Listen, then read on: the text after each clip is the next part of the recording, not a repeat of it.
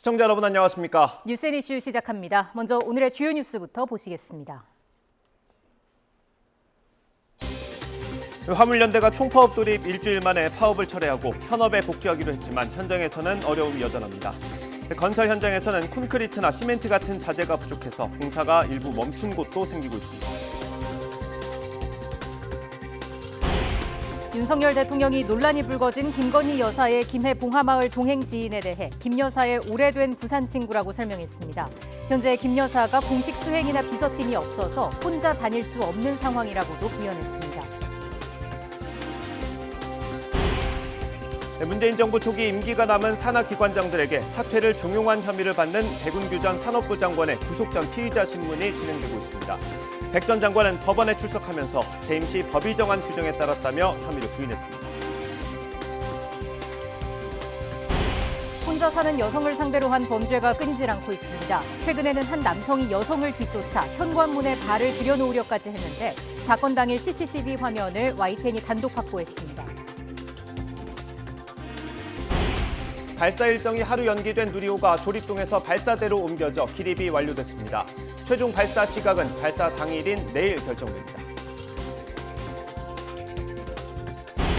그룹 방탄소년단 BTS가 데뷔 9년 만에 활동 2막을 선언하고 개별 활동에 나서기로 했습니다. 멤버들은 방향성을 잃었고 개인적 성장의 시간이 없었다며 고충을 토로했습니다.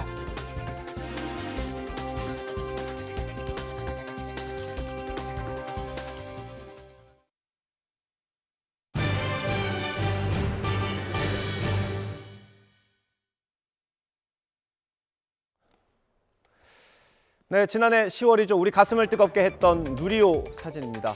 또 한 번 비상을 준비하고 있습니다. 어떻게 생겼는지 자세히 한번 보겠습니다. 총 길이 47.2m입니다. 학창 시절 100m 달리기 할 때 생각해 보시면요. 그 절반 정도고요. 아파트랑 비교하면 15층을 넘어서는 수준입니다. 직경은 3.5m입니다. 어른 2명 되는 수준이고요. 무게도 꽤 나갑니다. 전체 중량 200톤에 달합니다. 이 200톤짜리를 띄우려면 엄청난 힘이 필요하겠죠. 그래서 바로 엔진이 중요합니다. 누리호 전체를 하늘로 밀어올리는 1단 엔진에는 75톤급 액체 엔진 4기가 들어갑니다. 전 세계적으로 이 기술이 있는 나라가 몇 개 없을 정도로 핵심 기술입니다. 1차 발사 때와 달리 이번에는 실제 위성이 실립니다. 성능 검증 위성에는 우리 우주 기술을 검증할 부품들이 있고 작은 큐브 위성 4기도 품고 있습니다.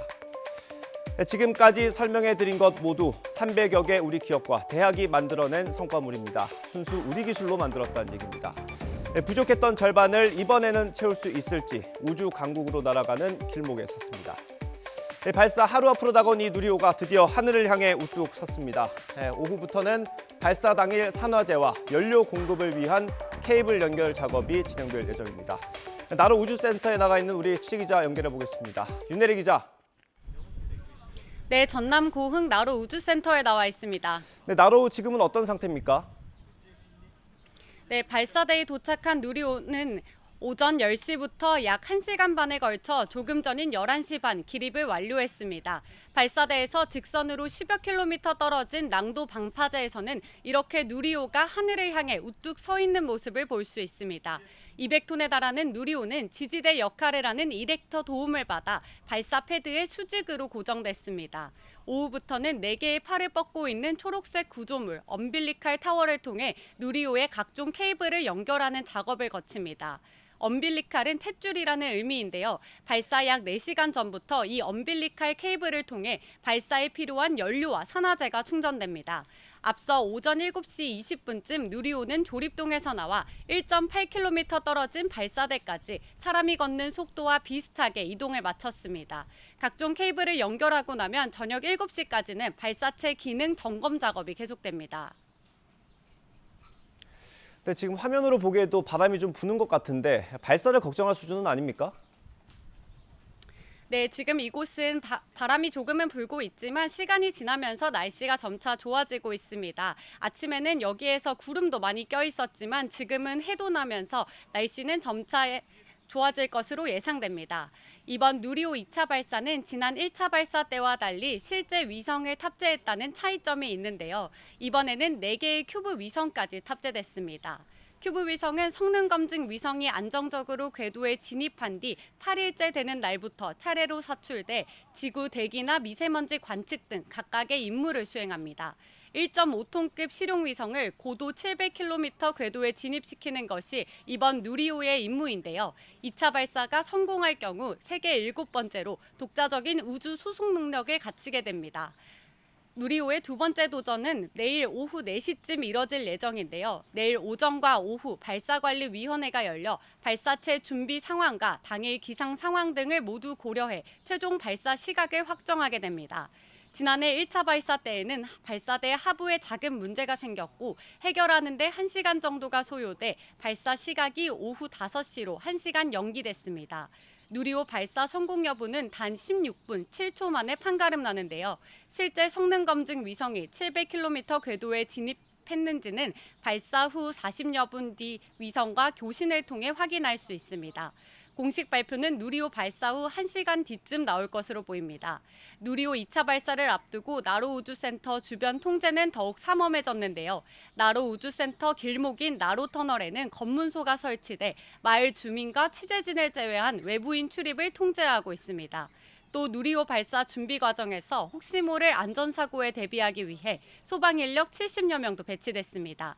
지금까지 전남 고흥 나로우주센터에서 YTN 윤혜리입니다.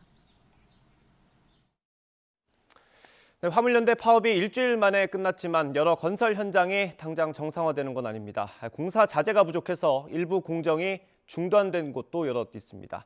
현장에 취재기자 연결합니다. 황윤태 기자. 네, 서울 개포동 아파트 공사 현장에 나와 있습니다. 네, 그곳에도 파업의 여파가 있습니까? 네, 제 뒤로는 지금 레미콘 타설 작업이 한창 진행 중인데요. 지난 13일 레미콘 타설 작업이 일부 중단된 지 3일 만입니다. 어젯밤 국토부와 화물연대가 안전운임제 지속 추진 등에 극적으로 합의하면서 물류 일부가 들어오고 있는 겁니다. 오전 10시 반부터 레미콘 차량 일부가 들어오면서 현장은 조금씩 예전 모습을 되찾고 있습니다. 화물연대 파업 중 건설 현장에서 가장 애를 먹었던 건 바로 이 레미콘 타설 작업이었습니다. 타설 작업은 철근 뼈대의 아파트 모양을 갖추는 가장 중요한 공정 가운데 하나입니다. 자갈이나 모래 등 부자재가 시멘트와 충분히 섞여야 하다 보니 제때 부자재가 도착하는 게 중요한데요. 화물연대가 운송을 거부해 전국 곳곳의 건설 현장에 부자재들이 제대로 도착하지 못해 수급에 차질이 생겼던 겁니다. 같은 이유로 철근이나 단열재 같은 부자재들도 생산 자체에 차질이 생겨 길게는 한 달 넘게 영향을 받을 거로 보입니다. 각종 자재 수급에 차질이 생기자 투입된 인력도 영향을 받았는데요. 이 현장의 경우 화물연대 파업 기간 동안 기존 1,400명에서 900여 명으로 작업 인원의 40% 가까이 감축했습니다. 오늘 기준 이 건설업체의 경우 현재 공사가 진행 중인 전국 공사 현장 124곳 가운데 절반 수준인 60여 곳에서 공사가 지연되고 있습니다. 지역별로는 경기 하남시와 인천 송도, 경기 성남시 등 수도권 전반에 있는 공사 현장에 파업의 여파가 미치고 있습니다. 앞서 건설업계에서는 화물연대 파업이 한 달 넘게 장기화하면 완공 시점이 줄줄이 지연될 수 있다는 관측도 나왔는데요. 다행히 국토부와 화물연대가 극적으로 안전운임제 일몰제 폐지와 적용 대상 확대 등 주요 현안에 대해 합의하면서 건설 현장이 정상화될 거라는 분위기가 감지되고 있습니다. 위기를 넘긴 건설업계는 야간 작업 등을 통해 완공 시점과 공정 일정을 차질 없이 진행한다는 계획입니다. 지금까지 서울 개포동 아파트 공사 현장에서 YTN 황윤태입니다. 화물연대와 국토부의 교섭은 타결됐지만 이제 쟁점인 안전운임제 일몰을 둘러싼 공은 국회로 넘어왔습니다. 여당은 일몰제 폐지에 대해서 신중하게 들여다보겠다는 입장이지만 야당은 오늘 화물연대와 만나서 일몰제 폐지 입법 추진을 공고히 한다는 방침입니다. 국회 취재기자 연결합니다. 박기환 기자. 네, 국회입니다. 네, 화물연대와 국토부는 안전운임제를 지속한다는 데 합의한 셈인데 국회 상황은 좀 어떻습니까? 네, 안전운임제 일몰 연장, 폐지 등은 결국 입법 사안인 만큼 여야의 협의가 더 중요해졌습니다. 국민의힘 핵심 관계자는 YTN과 통화에서 현재 일몰제 완전 폐지까지는 어려울 것으로 보인다며 일몰제 연장 가능성을 내비쳤는데요. 이준석 대표도 오늘 아침 KBS 라디오에서 안전운임제의 제도 취지는 긍정적이라면서도 성과 평가 기회가 충분하지 않았던 만큼 좀 더 지켜볼 필요가 있다고 설명했습니다. 들어보시겠습니다. 안전운임제 같은 경우에는요. 예. 저는 제도의 취지에 대해서 굉장히 긍정적으로 평가합니다. 코로나라든지 이런 특수한 상황 때문에 정확한 측정이 어려웠던 그런 부분이 있습니다. 그렇기 때문에 이런 것들을 좀 더 이제 성과를 평가해보는 기회를 갖는 것은 중요하다고 봅니다. 반면 더불어민주당은 애초 일몰제 폐지에 더불어 안전운임 적용 품목을 확대하겠다는 방침입니다. 이어서 들어보시겠습니다. 이 문제에 대해서 더불어민주당은 좀 더 면밀하게 다시는 이 문제로 인해서 또 다른 분규가 발생하지 않도록 제도적으로 보다 근본적인 제도 개선을 해야 되겠다 이렇게 생각합니다. 민주당은 오늘 오후 화물연대와 함께 기자회견을 열고 관련 법제화 추진을 발표합니다. 다만 아직 원 구성 해결책이 묘연한 상황이라서 여야 의견이 좁혀지지 않은 상황인데요. 안전운임제 논의는 시일이 더 소요될 것으로 전망됩니다. 네, 오늘 당정대 협의가 있었죠. 어떤 내용을 논의했습니까? 네, 국민의힘은 먼저 지난 정권 경제정책 실패에서 벗어나기 위한 규제 개혁을 주문했습니다. 법인세 인하와 세제 지원 확대, 경제법령상 형벌 합리화 방안 등 기업 경영을 위축시키는 규제를 없애겠다는 겁니다. 또 유류세 인하 조치가 유가 인상폭을 따라잡지 못하고 있다며 유류세 인하폭 확대 방안 등을 정부에 요청했습니다. 무엇보다 사회적 약자에 대한 지원을 언급했는데 직접 들어보시겠습니다. 노인 빈곤 완화를 위한 기초연금 인상 방안 마련, 저소득 국가유공자에게 지급하는 생활조정수당 확대, 또 한부모 가족에 대한 양육비 지원 기준 상향 조치 등 정부가 강구할 수 있는 방안을 마련해달라고 요청했습니다. 네, 여야 내홍도 계속되고 있는데 각 당의 상황은 좀 어떻습니까? 네, 국민의힘 안철수 의원은 앞서 최고위원 2명을 추천했다가 이준석 대표가 거절해 불편한 심기를 드러냈는데요. 오늘 이준석 대표는 라디오에서 이에 대해 국민의당 목 최고위원 2명 추천을 승인했는데 정작 안 의원이 국민의힘 정점식 의원을 추천해 의아했다고 말했습니다. 또 국민의당 서울시당 위원장의 경우 국민의힘의 날선 발언으로 상처를 줬던 분이라며 논쟁적인 명단을 준 것을 이해할 수 없다고 말했습니다. 더불어민주당은 오늘 오전부터 일제히 연쇄 토론회를 벌이고 있습니다. 특히 대선에 이어 최근 보궐선거까지 후보로 출마한 이재명 의원에 대한 책임 공방도 계속됐습니다. 들어보시겠습니다. 문재인 대통령의 지지율이 일관되게 40%를 넘는 조건에서 대선에서 패배했다라고 하는 것은 후보 요인을 배제하고는 설명하기 어렵다는 건 분명하다고 생각합니다. 대선은 미래투표이고 그 미래투표 하에서 결국 후보의 목이 결정적인 겁니다. 당장 전당대회를 2달여 남겨둔 만큼 당권을 둘러싼 선거 패배 책임 공방은 계속될 것으로 보입니다. 지금까지 국회에서 YTN 박견입니다. 미국 연방준비제도의 연방공개시장위원회 FOMC 정례회의 결과를 하루 앞두고 코스피가 오늘도 하락세를 보이고 있습니다. 장 초반보다 하락폭을 키우면서 지금은 어제보다 1% 넘게 떨어졌습니다. 취재기자 연결합니다. 강희경 기자. 네, 경제부입니다. 네, 오늘 코스피 상황 자세히 전해주시죠. 네, 코스피는 어제보다 2.96포인트, 0.12% 낮은 2490.1로 시작했습니다. 이후 하락폭이 계속 커지고 있는데요. 현재는 1% 넘게 떨어져 2460대 초반에서 오르내리고 있고 장중한 때 2450대까지 떨어지는 등 변동성이 커진 상황입니다. 코스닥 지수도 어제보다 1.31포인트 내리며 출발해 현재는 1.5% 넘게 하락했습니다. 앞서 그제 코스피는 미국 물가 충격 여파로 3.5% 넘게 급락한 데 이어 어제도 하락하면서 심리적 저항선으로 여겨진 2,500선을 내줬는데요. 오늘도 하락세가 계속 이어지고 있는 겁니다. 미 연준 연방공개시장위원회 FOMC의 정례회의 결과는 우리 시간으로 내일 새벽 발표됩니다. 기록적인 물가 상승에 미국이 원래 계획보다 큰 폭인 0.75%포인트의 금리 인상에 나설 수 있다는 전망에 힘이 실리면서 긴축 우려가 커졌는데요. 경기 침체 불안감에 FOMC 결과에 대한 경계심이 반영된 것으로 보입니다. 미국 긴축 우려로 달러 강세가 이어지면서 원달러 환율은 2.6원 오른 1289원에 개장해 1290원대 초반에서 오르내리고 있습니다. FOMC 결과를 하루 앞둔 만큼 오늘도 금융시장 변동성은 이어질 것으로 보입니다. 지금까지 경제부에서 YTN 강희경입니다.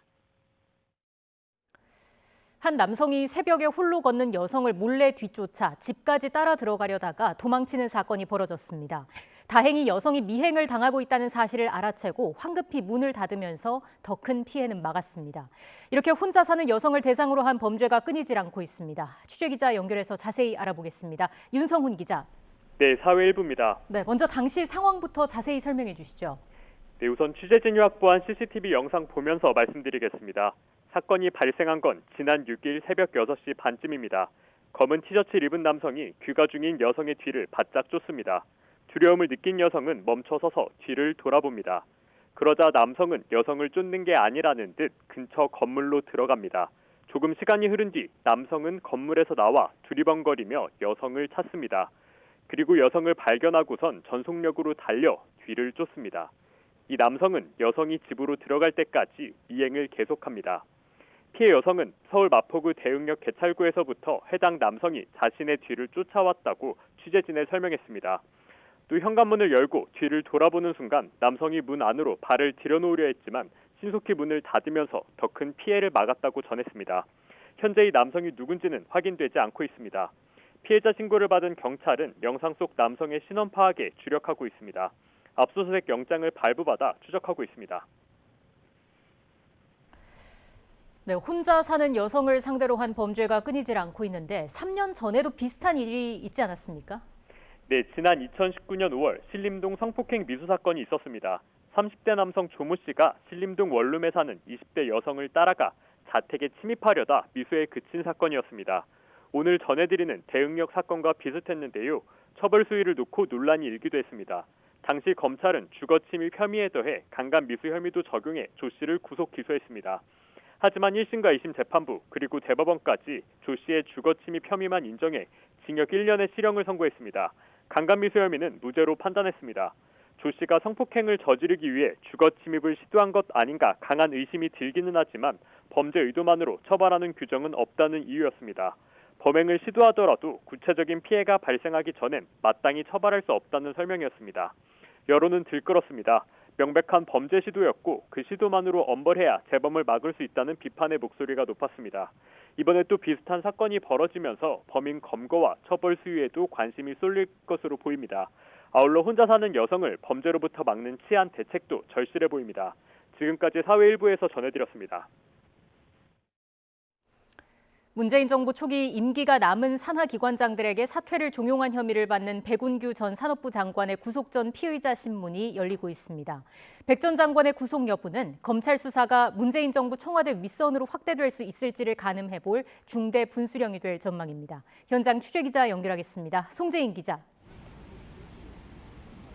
네, 서울 동부지방법원입니다. 네, 백운규 전 장관의 영장실질심사 어떻게 진행되고 있습니까? 네, 앞서 오전 10시 반부터 열린 백운규 전 장관의 구속영장 실질심사는 잠시 뒤 식사 시간을 기해 잠시 쉬어갈 것으로 보입니다. 앞서 백 전 장관은 심사에 출석하면서 자신은 법에 따라 업무를 진행했다며 혐의를 거듭 부인했는데요. 먼저 들어보고 오시죠.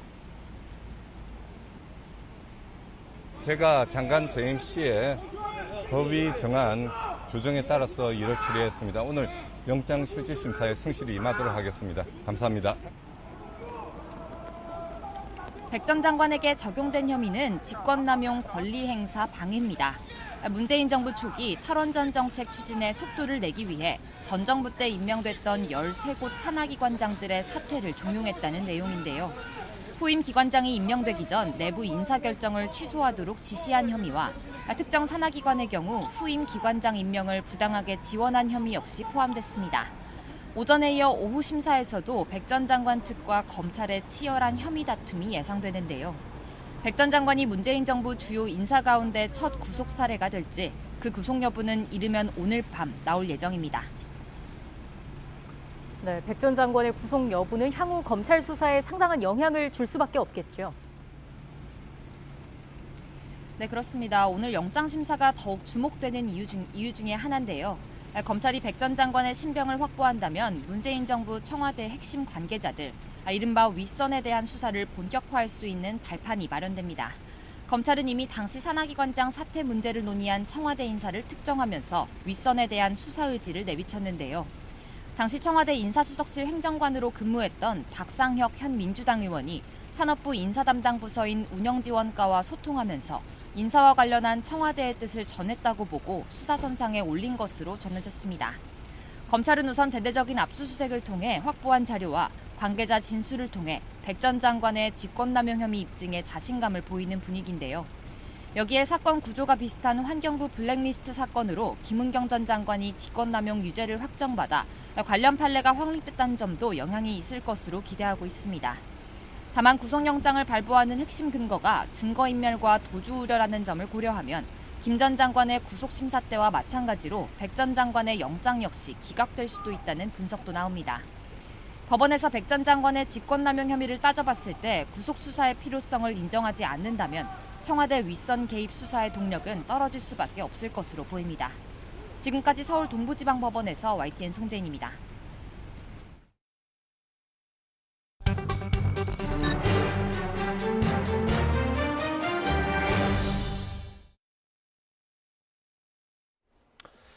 전현직 대통령 사저 앞에 시위가 꼬리에 꼬리를 물고 있습니다. 각 진영 지지층이 뭉치면서 대결 구도로 번지는 양상입니다. 소음은 물론이고 욕설까지 난무하면서 주민들의 피해가 커지는 가운데 정치권에서 사저 앞 시위를 제한하는 법안이 잇따르고 있습니다. 장영수 고려대 법학전문대학원 교수와 함께 관련 내용 짚어보겠습니다.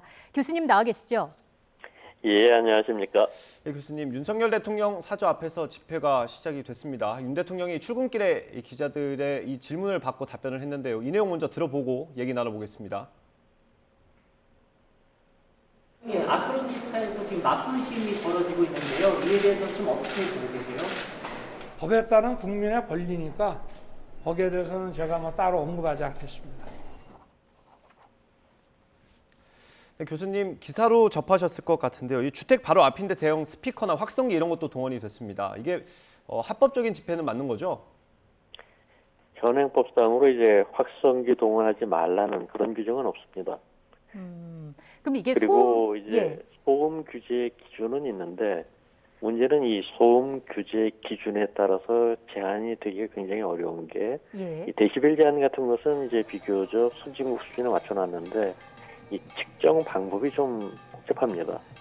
이 배경 소음을 갖다 먼저 측정하고 그보다 얼마나 높은지를 확인하고 그리고 나가지고 이제 최고 소음이 뭐 지금 법정 기준을 초과했는지 이런 것을 이제 따지게 돼 있는데 가장 핵심적인 게 뭐냐면 그냥 이 최고 소음을 초과하면 바로 규제되는 게 아니라 그게 어느 정도 반복적으로 계속해서 초과되느냐 이런 걸 이제 따지게 돼 있거든요. 한 시간에 3번 이상 넘어가면 그때 규제라고 하는데 그걸 하나하나 따지기가 쉽지 않을 뿐만 아니라 그러다 보니까 이제 주최 측에서 소리를 막 높였다가 낮춰버리고 또 좀 시간 지나다 막 높였다가 낮춰버리고 이런 경우에 있어서는 법에 위반이 안 되는 그런 상황이 이제 벌어지는 겁니다. 이게 좀 복잡한 문제군요.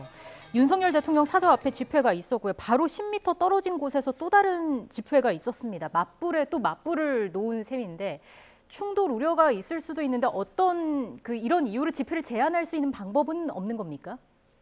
지금 현행 집시법 8조 2항에서 이 유사한 경우 집회의 시간과 장소가 중복되는 경우에 있어서는 이게 서로 뭐 목적이 비슷하다면 모를까 상반되고 방해된다고 해서 들 때는 뭐 좀 다른 데서 해라, 혹은 다른 시간에 해라라고 권유할 수 있고 이 권유가 받아들여지지 않을 경우에는 이 같은 조항 제3항에서 8조 3항에서 이 뒤에 이제 신청된 뒤에 접수된 이 집회나 시위에 대해 가지고 금지를 통고할 수 있도록 되어 있습니다.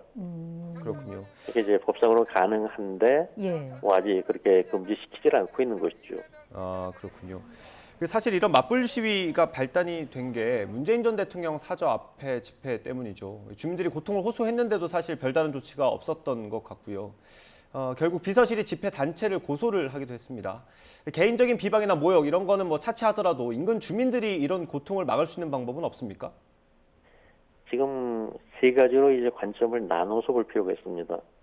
이제 첫 번째로는 현행법상으로도 이제 8조 5항 1호에 따라서 주거 지역의 집회 시위가 사생활의 평온을 해할 우려가 이제 큰 경우에 있어서는 이 담당 관서에서 경찰서장이 이걸 이제 금지 또는 제한하겠다고 통지할 수 있습니다. 그리고 두 번째로는 뭐 이런 식의 뭐 강력한 금지나 뭐 제한이 아니더라도 예. 앞서 말씀드린 것처럼 이 소음 기준을 좀 합리화시키면은 측정 방법을 좀 제대로 해가지고 이게 너무 시끄럽지 않도록 하면은 주민들의 불편은 작아지겠죠. 그런데 이제 세 번째로 그럼에도 불구하고 이게 이제 논란의 대상이 되는 또 하나의 이유는 이 이명박 전 대통령이나 박근혜 전 대통령 경우에 있어서는 이 사저협에서 유사한 상황이 장기간 벌어졌을 때 방치를 했었거든요. 그런데 이제 문재인 전 대통령에 대해서만 이걸 문제 삼는다. 여기에 대한 또 역비판이 있기 때문에 이 문제가 간단치 않은 겁니다. 예. 어쨌든 또 피해가 고스란히 주민들에게 돌아가고 있는 상황인 거고요. 정치권에서도 집회와 시위를 제한하는 그런 방향의 법안을 내놓고 있는 걸로 알고 있습니다. 법안 내용들을 하나씩 좀 자세히 소개를 해주실까요? 뭐 크게 이제 한 세 가지 정도를 볼 수 있는데 정청래 의원 등은 이제 전직 대통령 사저를 집회 금지 구역에 포함하는 방안.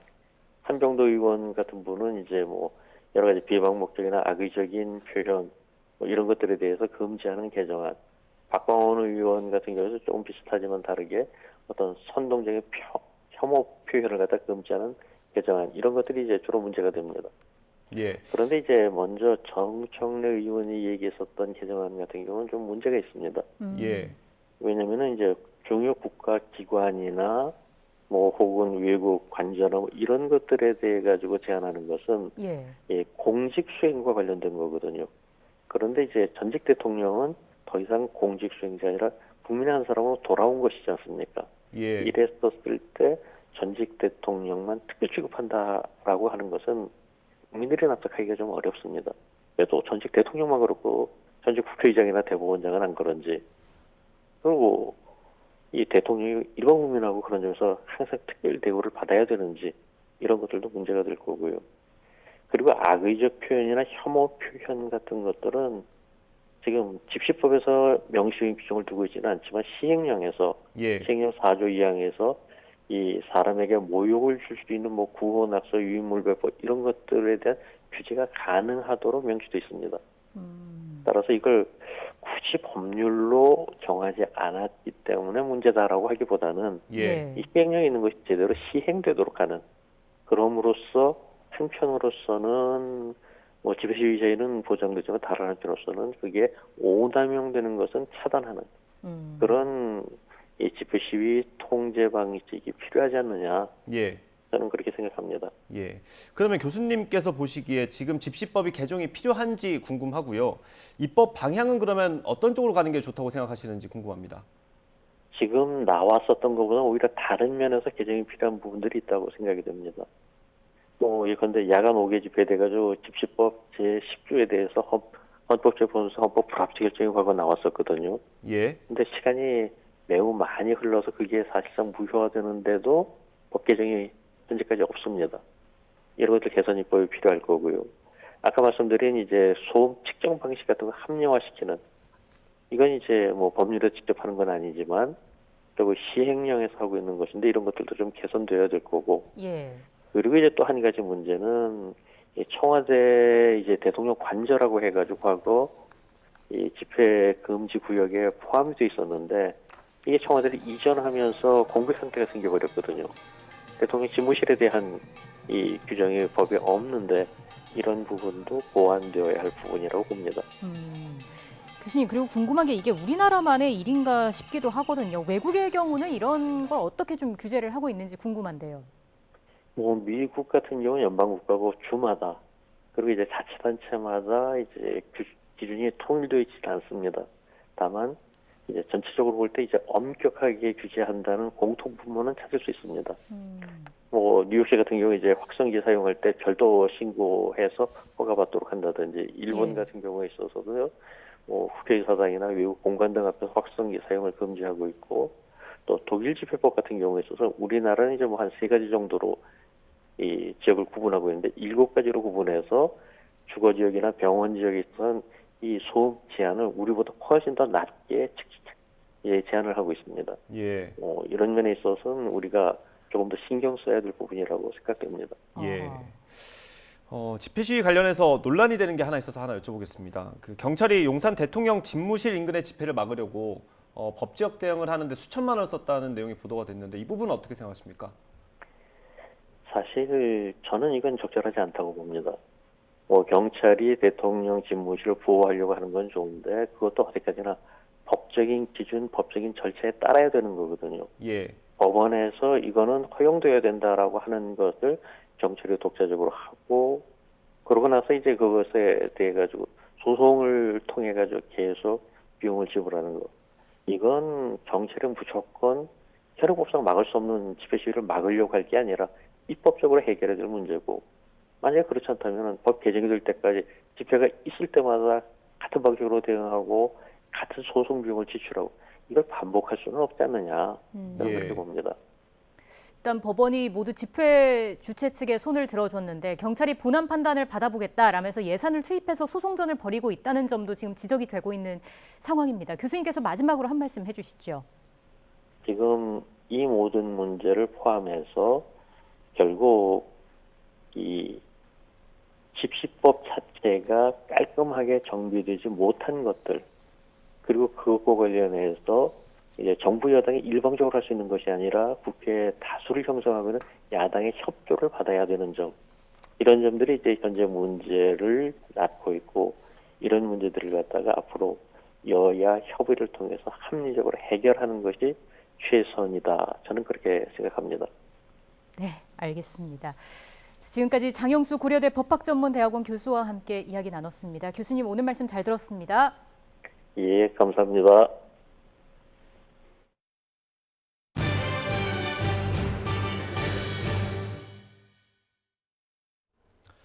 해마다 발표되는 통계 가운데 가장 가슴 아픈 1위는 아마도 자살률일 겁니다. 코로나19 첫 해인 2020년 우리나라 전체 자살률은 2019년보다는 조금 줄었지만 여전히 OECD 회원국 중 최고 수준인 것으로 나타났습니다. 기정훈 기자가 보도합니다. 코로나 첫 해인 지난 2020년 우리나라에서 극단적 선택을 한 사람은 13,195명. 2011년에 비해 2,000명 넘게 줄었습니다. 10만 명당 자살률도 25.7명으로 9년 만에 6명 감소했습니다. 하지만 여전히 OECD 국가 중 1위. 연령 표준화값을 적용한 자살률로 비교했을 때 우리나라는 10만 명당 24.6명으로 OECD 회원국 평균 11명보다 2.2배 높았습니다. 2003년 이후 2016년과 17년 딱 2번 빼고 1위를 지킨 불명의 기록입니다. 10대와 20대만 빼곤 전 연령층 자살률이 1위였고 특히 65세 이상 노인의 자살률은 46.6명으로 OECD 평균 17.2명에 2.6배에 달했습니다. 또 80세 이상의 자살률은 10만 명당 62.6명으로 다른 연령층에 비해 눈에 띄게 높았습니다. 다른 연령대보다 육체적 질병 문제로 인한 자살 비율이 높은 것으로 나타나고 있습니다. 한국의 노인 빈곤율이 OECD 1인 정도로 높은 것을 고려했을 때 이 육체적 질병 문제와 그로 인한 경제적 부담 등이 높은 자살률의 원인이 되는 것으로 그나마 다른 연령층은 소폭이라도 줄고 있지만 청소년 자살은 늘고 있어 큰 문제입니다. 극단적 선택을 한 청소년은 지난 2016년 744명이던 것이 2020년 957명으로 늘었습니다. 하루 2명꼴이던 게 하루 거의 3명꼴로 는 셈입니다. 최근 SNS나 대중매체, 또래 집단 내에서의 학습으로 자해 행동이나 자살 행동이 늘고 있습니다. 더불어 코로나 시대에 아이들이 학교에 가지 못하면서 가족 내에서 갈등이 심화되었고 그로 인해 정서적인 어려움을 호소하는 아이들이 늘고 있는 것으로 생각되고 있습니다. 성별로 보면 남자의 자살률이 35.5명으로 여자의 15.9명보다 2.2배 높았지만 자해 자살 시도로 병원에 실려온 경우만 보면 오히려 여자가 1.5배 넘게 많았습니다. 자살 동기를 살펴보니 남자의 경우엔 연령별로 이유가 달랐지만 여자는 모든 연령대에서 정신적 어려움이 가장 높은 것으로 나타났습니다. 지역별 자살률은 충남과 제주, 강원이 높았고 월별로는 7월과 8월, 5월에 많았습니다. 자살 예방 정책 수립을 위해 발간하는 자살 예방 백서는 지난 2014년 시작돼 이번이 9번째입니다. YTN 기정훈입니다. 오늘 외출하실 때는 우산과 함께 얇은 외투도 챙겨 나오시는 게 좋겠습니다. 현재 중부지방을 중심으로 산발적인 비가 내리고 있는데요. 비가 내리면서 더위도 잠시 쉬어가고 있습니다. 현재 서울 기온은 17.7도로 어제 같은 시각보다 무려 8도는 낮습니다. 갑자기 선선해진 날씨에 감기 걸리지 않도록 체온 조절 잘해주시기 바랍니다. 비가 내리는 중부지방에 비해 남부지방은 하늘빛만 흐린 상태입니다. 나로 우주센터가 위치한 전남 고흥도 구름만 많은 날씨가 이어지겠고요. 바람도 초속 2에서 5m 정도로 어제보다 약하게 불겠습니다. 누리호 2차 발사가 이뤄지는 내일은 오늘보다 더 맑아지겠고 바람도 강하지 않을 전망입니다. 내일 새벽까지 전국에 예상되는 비의 양은 5에서 40mm 정도가 되겠고요. 낮 동안 제주도에는 기습적인 소나기가 쏟아질 수 있겠습니다. 오늘 비와 소나기가 내리는 동안에는 벼락과 돌풍을 동반하거나 일부 지역에서는 우박이 떨어지는 곳도 있겠습니다. 시설물 관리와 안전사고에도 유의하시기 바랍니다. 오늘 낮 기온은 서울이 23도로 수도권은 어제보다 3에서 4도가량 낮겠고요. 그 밖의 지역은 대전과 광주 25도로 어제보다는 높겠지만 여전히 예년 기온을 밑돌며 선선하겠습니다. 내일은 강원과 충북, 경북 지역에 소나기 소식이 있고요. 기온은 점차 오름세를 보이면서 주말부터는 다시 30도 안팎의 낮더위가 찾아올 전망입니다. 오늘 동해안에는 초속 15m 안팎의 강한 바람이 불겠고 너울성 파도도 높게 일겠습니다. 해안가 안전사고에 유의하시기 바랍니다. 지금까지 서울 상암동에서 YTN 윤수빈입니다.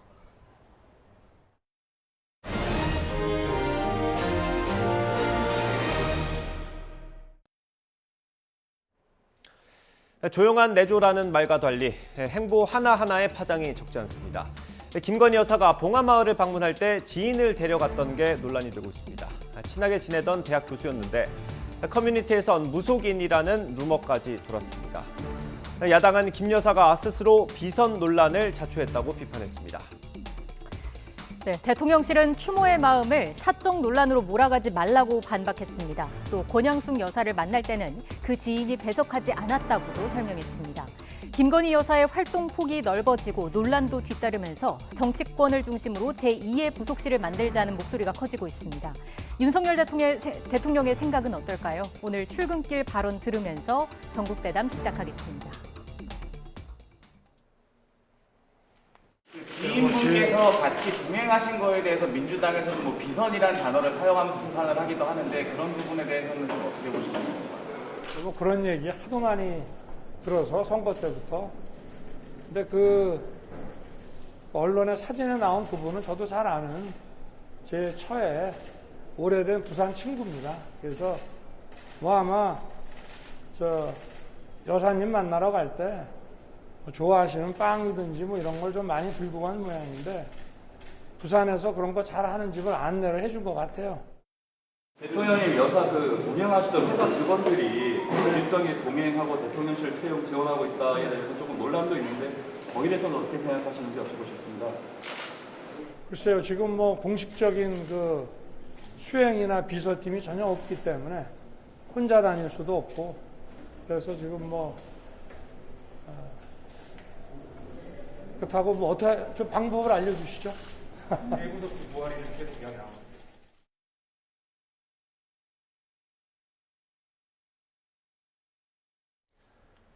네, 본격적으로 오늘의 정치권 이슈 짚어보겠습니다. 장성철 대구 가톨릭대 특임 교수, 복기왕 전 청와대 정무비서관 두 분과 함께하겠습니다. 어서 오십시오. 어서 오십시오. 네, 안녕하세요. 예.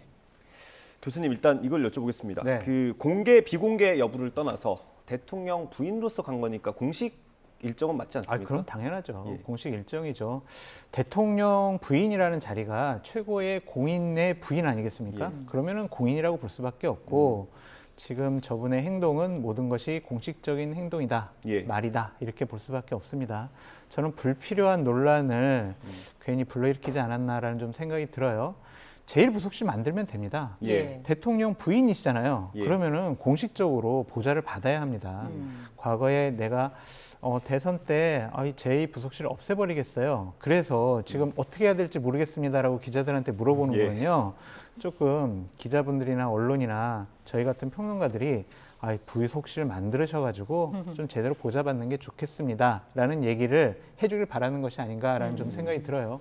뭐 진중권 교수나 뭐 이준석 대표나 아니 뭐가 문제냐. 저런 공식적인 자리에 비공식적인 사적인 인연이 있던 분들 같이 가는 게 뭐가 문제냐라고 말씀하시는데 네. 적절하지가 않죠.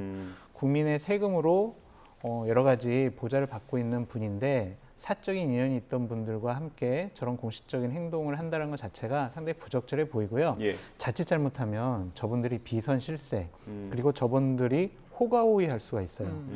정말 대통령한테 가장 영향을 많이 끼칠 수 있는 분이 김건희 여사일 수밖에 없잖아요. 김건희 여사의 핵심 측근이에요. 예. 그러면 그분에게 많은 분들이 여러 가지 뭐 부탁도 할 수 있는 것이고 여러 가지 뭐 본인들의 원하는 것을 이루기 위해서 접근할 수가 있어요. 예. 네. 그러한 부분들이 상당히 우려되기 때문에 공식적인 보좌를 받는 것이 좋다라고 말씀드립니다. 비서관님께서 이번 논란을 어떻게 보셨습니까?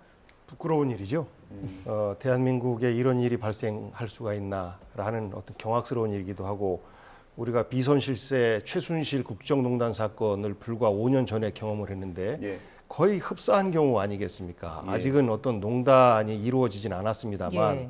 장 교수님 말씀하신 것처럼 이것이 지적받지 않고 넘어갈 경우에 비선 실세들의 국정농단으로 연결될 수 있는 가능성이 매우 높아서 예. 그러하기 때문에 국민과 또 정치권에서 우려의 목소리를 내고 있는 거 아니겠습니까? 예. 추모하러 간 자리에 어떤 공식 비공식 수행을 왜 따지느냐라는 그런 그 말에 대해서는 정말 어이가 없어요. 얼마나 많은 국민들이 그 핑계에 대해서 동의할지 모르겠습니다. 예. 대통령과 대통령 부인의 일정은 모든 것이 다 공식적인 것이고 네. 지극히 사적인 것 이외에는 모든 게 공식적인 것이고 공개냐 비공개냐를 가름할 뿐입니다. 예. 거기에서 이번 일정은 보면 공개 일정이에요. 공식적이고 공개 일정에 사적인 사람들을 같이 동행해서 갔다라고 하는 것은 이거는 정말 부적절해도 보통 부적절한 것이 아닙니다. 예를 예. 들어서 대통령 부인이 아니라 기업의 대표인데 남편을 대신해서 그 부인이 남편의 역할을 대신하기 위해서 갔다라고 했는데요. 동네 친구 대학 동창이 가서 동행했다라고 하면 그 일정 자체가 정말 우스워지는 것이죠. 예. 그래서 저는 김건희 여사가 봉하마을에 가서 참배를 드리고 그리고 권양숙 여사를 만나 뵌 것은 정말 칭찬받아 마땅한 일인데 예. 여기에 예를 들어서 오래전부터 알고 있는 지인, 뭐 친구라는 뜻 아니겠습니까? 예. 그 사람과 갔으면 놀러 가는 거 반, 인사드리러 가는 거 반, 이렇게 훼손될 수밖에 없는 것이죠. 예. 그래서 이것을 가지고 쓸데없이 정쟁해야 한다라고 비판하고 어떤 대응하기보다는 예. 반성하겠습니다. 그리고 아까 말씀하신 것처럼 당연히 대통령 부인에 대한 공식 일정을 책임질 직원들이 필요하죠. 네. 그리고 그간의 대통령실의 어떤 반응을 보면 업무를 겸하면서 배우자 일정을 도와주고 있다라고 반응을 했어요. 그런데 그런 그동안의 공식적인 대응과 이번에 또 대응하는 것들은 다른 거 아니겠습니까? 그래서 국민의힘에서도 이렇게 핑계 대려고 하지 말고 그러면 이번 기회로 해서 대통령 부인의 일정, 그 공식 일정에 대한 대응하는 비서진을 제대로 만들겠습니다라고 이야기하고 선거 국면에서는 불가피하게 국민들에게 가능할 것으로 판단해서 네. 말씀드렸습니다만 보니까 이런 어떤 우려할 수 있는 문제점들이 생겨서 죄송합니다, 만들겠습니다라고 하면 우리 국민들이 저는 다 통행할 거라고 봐요. 그런데 본인이 사실 국민들에게 인기 얻으려고 했던 발언을 지금 주워 담아야 되는 판이기 때문에 정치적으로 좀 민망한 일이긴 하죠. 예. 저는 그럼에도 불구하고 바로 잡는 것이 순서다라고 예. 생각합니다. 이번 논란에 이어서 그 김건희 여사가 운영했던 코바나 콘텐츠의 직원들이 일부 채용이 됐거나 채용이 준비되고 있는 것으로 알려지고 있거든요. 지금 청와대에서 근무를 하셨으니까 실제 채용 절차나 이런 게 어떻게 되는지도 궁금하네요. 그 채용 절차는 우선 인사수석실에서 인사 추천을 하고 그리고 인사 추천을 하기 전에 각 비서관실별로 수석실별로 이런 사람이 있었으면 좋겠습니다라는 추천을 합니다. 예. 그럼 그 추천을 하면 이것에 대한 인사 검증을 해요. 예. 이 사람을 행정관 혹은 행정요원까지도 채용했을 경우에 어떤 문제가 없을지, 개인적인 도덕적 문제는 없는지 이런 것들을 쭉 파악한 다음에 최종적으로 이제 그 인사를 결정을 하게 되는데 물론 김건희 여사와 가까운 사람 한 명 정도는 들어갈 수 있겠죠. 개인적인 기업을 오래 함께 했었고 예. 부인의 성향에 대해서 많이 아는 사람이 한 명 정도 들어가는 거에 대해서는 전 충분히 이해할 수 있다라고 봐요. 그런데 예. 지금 보면 그 겸임 교수라고 하는 분 수행했던 그분 같은 경우에는 이미 인수위 과정까지도 다 참여했었고 그리고 선거 과정에서도 뭐 본부장인가 이런 직책을 가졌었고 결국은 이걸 보면 김건희 여사가 선거 과정에서 조용히 내조하겠다, 뒤로 물러서 있겠다라는 말이 거짓인 것이죠. 깊게 개입하고 있는 겁니다. 이미 김건희 여사는. 그리고 그 수행했던 2명 가운데서 한 명은 정식 직원이고 한 명은 비공식 뭐 직원이지만 사실상 각종 이벤트를 할 때마다 주요한 역할을 다 했던 이런 직원들인데 이 두 분에 대한 채용 절차가 다 진행되고 있다라고 하면 김건희 여사를 책임질 어떤 일종의 제2부속실 역할을 했던 이 직원들은 코바나 콘텐츠의 직원들 혹은 사적인 인연으로 구성된 직원들로 구성된다라고 우리가 예측을 할 수가 있어요. 그러면 그분들이 공적인 일을 뭐 어떻게 알겠습니까? 사적인 기업의 역할과 공식적인 역할은 대통령 부인으로서의 공식적인 역할은 정말 다른데 그런 직원들이 와서 사실 사적인 인연이 매우 깊은 그분들 눈치를 보면서 일할 수밖에 없는 거 아니겠습니까? 그러면 그럴수록 사고 날 위험은 더 높아진다라는 우려를 말씀드립니다. 이 채용과 관련된 부분도 계속해서 좀 논란을 낳지 않을까라는 생각도 들고요. 앞서 제2부속실 만들어야 한다라는 이야기 해주셨는데 정치권에서 이 이야기들이 계속 나오고 있습니다. 먼저 최재성 전 청와대 정무수석의 이야기를 담아봤습니다. 함께 들어보시죠. 말도 다르고 행동도 달라졌고 위치도 달라졌어요. 그래서 저게 직접적으로 나온 이 부속실 폐지이기 때문에 그걸 부활을 하든지 아니면 대통령 부속실에서 영부인 문제에 대해서 담당하는 것을 공적인 이 시스템을 또 그 안에 두든지 같은 공적인 시스템으로 관리되고 해야 되는 문제고요. 더 이제 우려스러운 것이 좀 민정수석실을 없앴잖아요. 궁금하기도 한데 친인척 관리는 어디서 합니까? 그래서 이런 게 다 불투명해요 지금. 만약에 친인척 관리가 없다면 대통령 영부인 포함해서요. 친인척 관리하는 그 담당이 없다면 그건 더 심각한 문제예요. 사실 제2부속실 폐지는 지난 대선 과정에서 윤 대통령 그 당시 후보자의 확고한 공약이기도 했잖아요. 앞서 복전 비서관께서 좀 민망하더라도 바로 잡는 게 필요하다라는 취지의 말씀을 해주셨는데 뭐 같은 연장선상에서 애초부터 너무 즉흥적으로 이걸 공약을 내세운 게 아니었을까라는 지적이 있는 거 아니겠습니까? 저도 그렇게 생각을 해요. 저도 당시에 그런 약속을 하셨을 때 저게 과연 실현 가능할까라는 좀 생각이 들었어요. 어떻게 대통령 부인을 보좌하는 그룹 없이 어떻게 내버려 둘 수가 없잖아요. 그렇기 때문에 대통령께서 솔직히 말씀해 주셨으면 좋겠어요. 오늘 어떻게 했으면 좋겠느냐라고 물어보셨으니까 우리가 보니까 이게 제2부속실을 통해서 영부인이 제대로 보좌를 받지 못하면 여러 가지 어렵고 힘들고 갈등이 섞이고 부작용이 나올 것 같다. 그러니까 좀 예전처럼 그 대규모의 제2부속실은 아니더라도 좀 보좌진을 좀 둬야 되겠다. 국민 여러분께서 좀 양해해 주시라라는 좀 합당한 설명을 해 주시고 저렇게 공조직을 통해서 보좌를 받는 방법이 좋을 것 같아요. 김건희 여사 같은 경우에는요, 이제 거의 연예인급이에요. 보시면 아시겠지만 뭐 가방 뭐 들었네, 신발 뭐 신었네, 옷 뭐 입었네, 다 완판된다고 그러잖아요. 엄청난 주목을 받고 있죠. 예전의 대통령 영부인하고는 지금 다른 관심을 받고 있습니다. 그렇기 때문에 보다 더 철저한 공적인 조직에서 관리가 필요하다라고 말씀드릴 수밖에 없고요. 근데 이것도 좀 설명을 해줘야 될 것 같아요. 뭐냐면 김건희 여사가 대선 후보 과정 중에 기자회견을 한 번 한 적이 있죠. 그때 뭐라고 약속을 했냐면 제 남편이 대통령이 되더라도 저는 아내 역할에만 충실하겠습니다라고 하셨잖아요.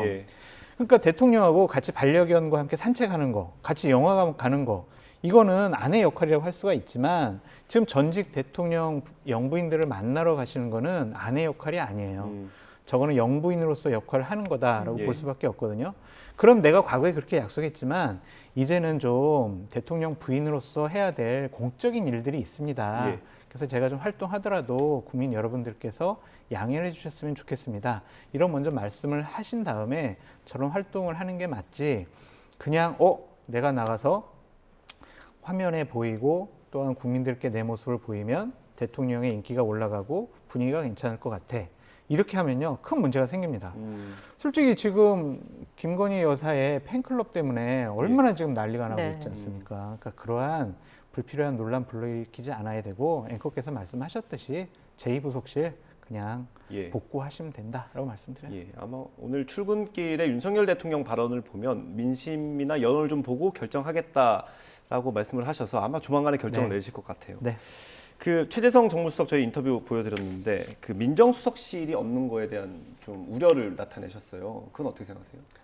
예, 청와대 감찰관이 친인척과 그 청와대 주요 인사에 대한 감찰을 담당을 했는데 이것이 이제 옥상 옥이다라는 비판이 있었습니다. 왜냐하면 민정수석실 내에 친인척 관리를 핵심적으로 관리하는 비서관실이 있거든요. 그런데 지금 민정수석실을 없애고 민정기능을 없앤 거 아니겠습니까? 이것은 곧 대통령 친인척 관리를 안 한다라는 거예요. 그러기 때문에 대통령실에서는 검경이하면 된다라고 했는데 이 대통령 친인척 관리라고 하는 것은 사실 사후적인 측면이 아니고 사전적 예방 측면이 있는 겁니다. 그래서 그러한 움직임이 포착되었을 때 경고를 하고 대통령께서 친인척이니까 사실 그 직원들이 뭐라고 하긴 어려운 거 아니겠습니까? 이럴 때 대통령께서 그렇게 하지 마, 큰일 난다라고 야단쳐서 혹시라도 그럼 오해입니다라고 하면 오해받을 짓도 하지 말아라 라고 해서 친인척 관리를 할 수 있는 예방적 기능인데 그런 기능이 없어진 겁니다.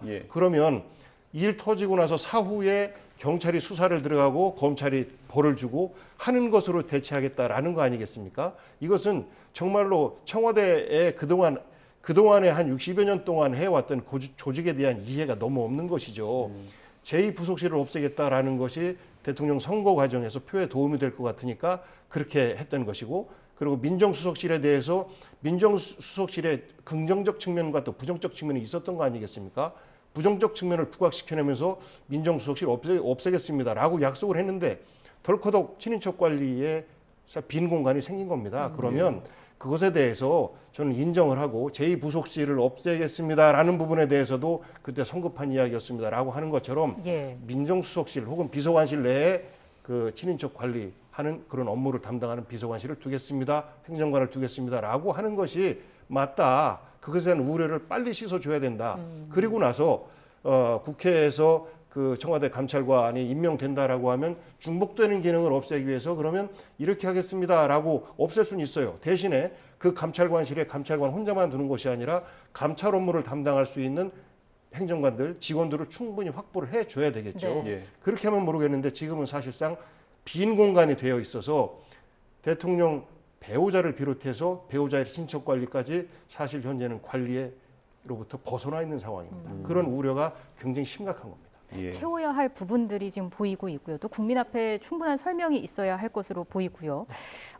또 새 집무실 이름과 관련해서 얘기를 좀 해볼 텐데요. 용산 대통령실을 당분간 유지하기로 한 모습입니다. 이게 좀 이걸 대표할 수 있는 명칭 찾을 수 있을까요? 아니 근데 이런 명칭에 연연하지 않았으면 좋겠어요. 그냥 대통령실이라고 하면 되지 뭐 특별한 다른 이름을 붙이냐 그것이 상당히 저는 무리한 일이 아니었느냐라는 생각이 들고요. 어제 뭐 대통령께서 결정하신 것처럼 좀 합당한 명칭이 나올 때까지 시간을 좀 갖고 천천히 해도 상관이 없다. 국민들이 왜 빨리 대통령실 명칭을 왜 한정해? 이러지 않잖아요. 그러니까 이게 자기 만족이에요. 빨리 청와대처럼 우리가 상징적인 이름을 정하겠다라는 건데 그럴 필요 없어요. 천천히 정하시면 됩니다. 교수님 혹시 마음에 드는 거 있으셨습니까? 저는 그냥 대통령실이 맞는 것 같아요. 대통령실이 근무하는 곳이지 국민들이 근무하는 곳이 아니잖아요. 국민의 집 뭐 이런 것도 상당히 좀 부적절한 것 같고 그냥 뭐 대통령실이라고 부르면 되지 않을까 싶습니다. 아 그렇군요. 네. 국정비서관님 혹시 아이디어 있으십니까? 아이디어는 없는데요. 대통령실이라고 하는 것은 청와대도 대통령실이었으니까 일종의 별칭 아니겠습니까? 저는 용산 대통령실이라는 명칭이 오래 갈 수 있을까라는 좀 우려를 해요. 청와대 혹은 뭐 백악관 이런 이름처럼 우리 저 대통령을 상징하는 근무하는 장소에 어떤 별칭은 반드시 필요하다라고 보는데 문제는 지금 용산 대통령실 국방부 청사 아니겠습니까? 그 대통령실을 얼마나 오래 쓸 수 있을까? 라는 국민들의 생각이 깔려있기 때문에 제대로 된 이름이 나오지 않는 것 같습니다.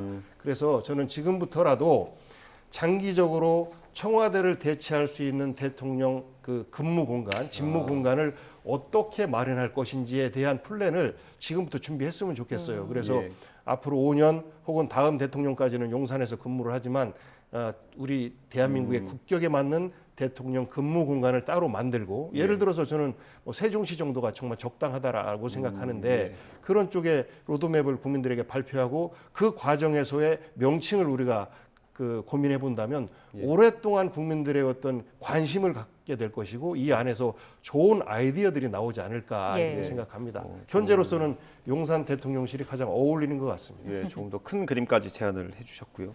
이번엔 국민의힘 상황을 좀 짚어보겠습니다. 이준석 대표 그리고 안철수 의원이요. 국민의당 몫의 최고위원 자리를 놓고 좀 대립을 하는 모습을 보이고 있습니다. 저희가 준비된 영상이 있습니다. 한번 들어보고 얘기 나눠보겠습니다. 우선 사실 제가 추천한 이유가 기왕에 이제 한 당이 됐는데 거기에서 국민의당 출신들만 제가 이렇게 고집하는 것 자체가 그렇게 화합을 위해서 바람직하지가 않지 않습니까? 그러니까 오히려 저는 그게 화합에 더 좋은 시그널이지 굳이 꼭 국민의당 출신만 고집하는 게 오히려 더 어떻게 보면 분열을 할 수 있다고 할까?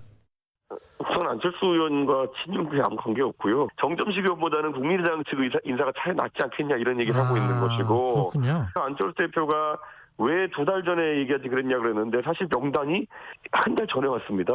2달 전에 온 게 아니라요. 이 논쟁적인 명단을 왜 보냈을까 하는 아쉬움이 있습니다. 두 분의 갈등은 참 잊을만 하면 생기는 것 같습니다.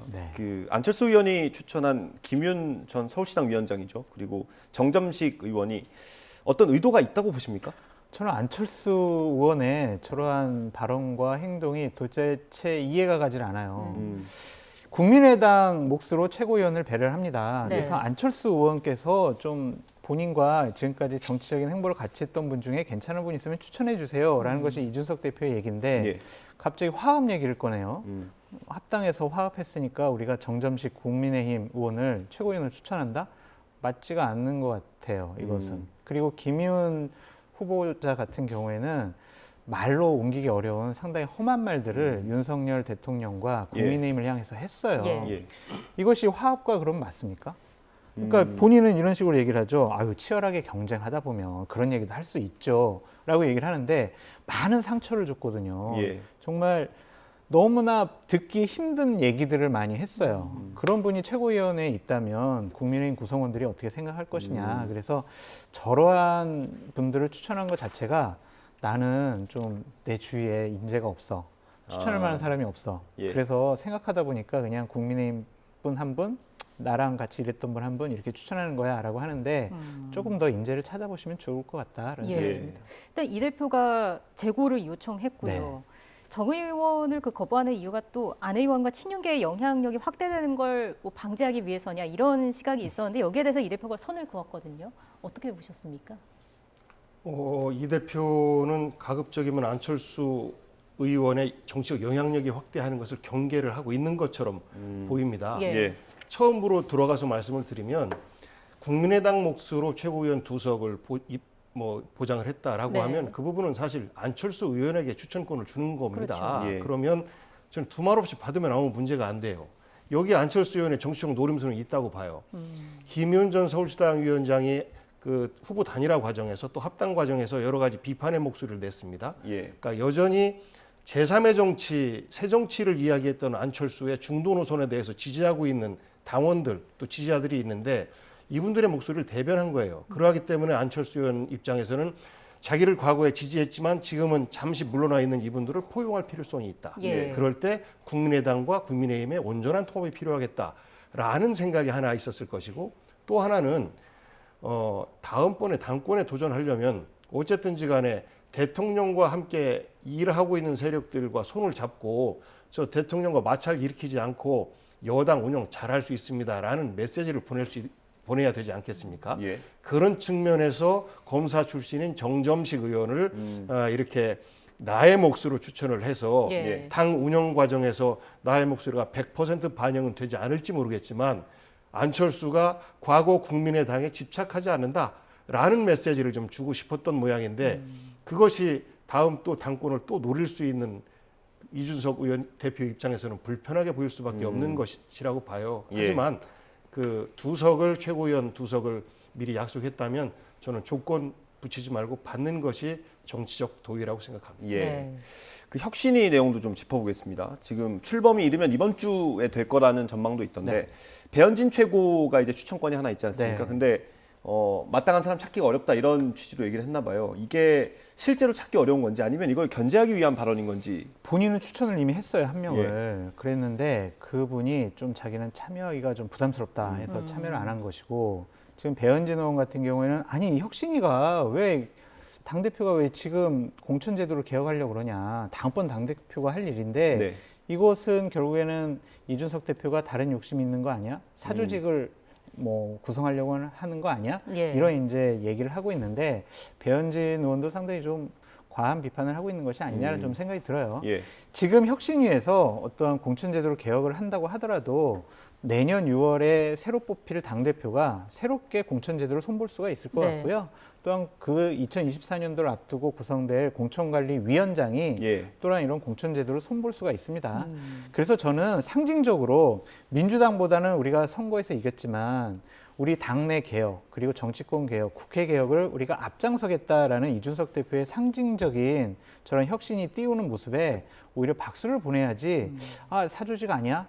이것은 난 반대할래. 이렇게 하는 것은 좀 도리가 아닌 것 같다라는 좀 생각이 들어요. 그래서 다른 분들 같은 경우에는 다 혁신위원들 다 추천을 하셨고요. 예. 배현진 의원이 추천을 하지 않았더라도 결국에는 혁신위는 곧 출범하게 될 것 같다라는 생각이 드는데 추천 인사 몇 명이 좀 아쉬워요. 그러니까 혁신은 예. 예를 들면은 권성동 의원은 한무경 의원을 추천을 했고요. 성일정 의원은 김미애 의원을 추천을 했고요. 또 다른 분은 서정숙 의원을 추천을 했어요. 이렇게 보면은 지금 당내 인사가 과반수가 넘어요. 그러면 과연 어떤 혁신을 할 수가 있을 것이냐. 그냥 당내 기구 중에 하나 아니냐 이렇게 예. 볼 수가 있는데 혁신을 하려면요.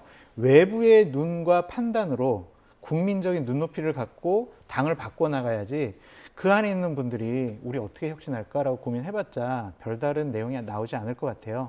그래서 최고위원들 추천권이 있지만 당대표께서 어느 정도 외부 인사를 더 추천받는 것이 좋지 않을까라는 생각이 듭니다. 예. 혁신이라는 그 단어와 좀 맞지 않는 모습이 네. 보인다 이런 말씀해 주셨는데 앞서 사조직 이야기 해주셨잖아요. 실제로 그 당내에 이준석계라고 할 수 있는 사람이 몇 명 있을까라는 지적도 있더라고요. 근데 국회의원 중에서는 그렇게 없는 것 같아요. 왜냐하면 원외 당대표잖아요. 예. 그리고 국회의원분들과 그렇게 스킨십이 없고 결정적으로 2024년 공천권이 없어요. 예. 공천권이 없는 당대표는 상당히 허약할 수밖에 없고 국회의원들이 이렇게 말씀드려도 되는지 모르겠지만 약간 좀 우습게 봐요.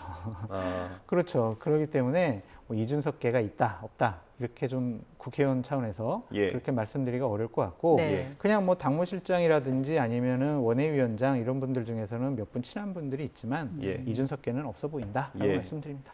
원외 인사의 한계점을 얘기를 해주셨습니다. 안철수 의원도 그래서 이제 이번에 원내로 그렇죠. 들어온 거고요. 맞습니다. 그 혁신안 가운데 하나가 오늘 보도된 거 보니까 여의도 연구소를 좀 개편하려는 모양이에요. 그래서 뭐 여론조사를 좀 전문적으로 하는 기구를 만들겠다는 건데 그거에 대해서는 어떻게 평가를 하십니까? 여론조사 업무가 사실 그 우리 민주당 같은 경우는 이제 민주연구원이 있고 가장 중요한 업무 중에 하나입니다. 네. 특히나 지난번 대선 때 국민의힘에서 예측한 것보다는 사실 민주당이 예측한 것이 더 가까웠거든요. 예. 물론 뭐 0.5% 정도 차이로 못 맞췄습니다만 그런 부분에 있어서의 반성을 하고 있는 것 아닌가. 그래서 양 당이 모두가 연구 기능을 강화하고 확대하는 것에 대해서는 긍정적이라고 생각합니다. 네. 여기에서는 이제 그 뭐 선거에 필요한 여론조사도 필요합니다만 여러 가지 정책 수립을 하는 데 있어서의 전문가들의 의견과 국민들의 여론을 계속해서 확인해가는 과정에서의 당의 어떤 정책 수립을 하는 이렇게 이제 연결이 된다면 긍정적일 수 있을 것이다라고 생각을 해요. 조금 전에 말씀하셨던 혁신위와 관련해서 저도 한 말씀 거들면 뜬금없는 혁신이다라는 말이 첫 반응이었지 않습니까? 하지만 이제 대표가 이미 그 공식화 해놓은 것을 안 할 수는 없는데 지금 면면을 보면 이분들이 과연 혁신을 할 만한 분들이신가? 라는 의구심이 들어요. 추천되는 면면들을 보면 혁신과는 동떨어져 있는 분들이 많이 계시거든요. 정의용 의원과 천하람 그 위원장 같은 경우에는 그나마도 긍정성이 있어 보이는데 정의용 의원은 논란이 되니까 스스로 한 발짝 물러난 것이고 천하람 위원장 같은 경우는 뭐 대표적인 이준석계 정치인으로 뭐 정평에 나 있고 예. 이준석계의 의원이나 위원장들은 적을 수 있을지 모르겠습니다만 이준석 의원이 청년 대변인을 공모하고 하면서 사실상 당 안팎에서 큰 목소리를 대신해서 내주는 사람들이 이준석 대표 생각이 비슷한 사람들이 많아요. 그래서 여의도 정치 또 당내 의원들 내에서는 작은 목소리일지는 모르나 대국민적인 메시지를 내는 데 있어서는 결코 작은 목소리가 아니고 그분들 목소리를 많이 내는 분들이 이준석의 편에서 예. 말을 하기 때문에 뭐 이준석 대표가 결코 여론전에서는 불리한 여건은 아닌데 문제는 혁신위 구성과 관련해서 자신의 어떤 약점을 보완하기 위한 예를 들어서 성상납 의혹과 관련된 어떤 그 징계 절차가 진행되는 이런 것들에 대한 물타기 의혹이 있는 것 아니냐라는 것들 때문에 본인의 뭐 취지가 어떻을지 모르겠습니다만 이미 혁신위는 혁신으로서의 기능을 하기 어려운 지경이 된 것 같습니다. 아쉬움이 남는다라는 말씀이셨고요.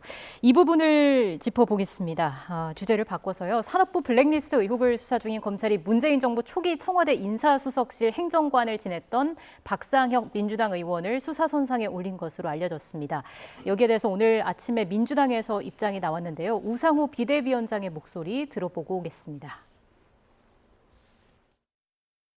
더불어민주당 박상혁 의원을 소환 조사하겠다는 것이 보도가 되고 있습니다.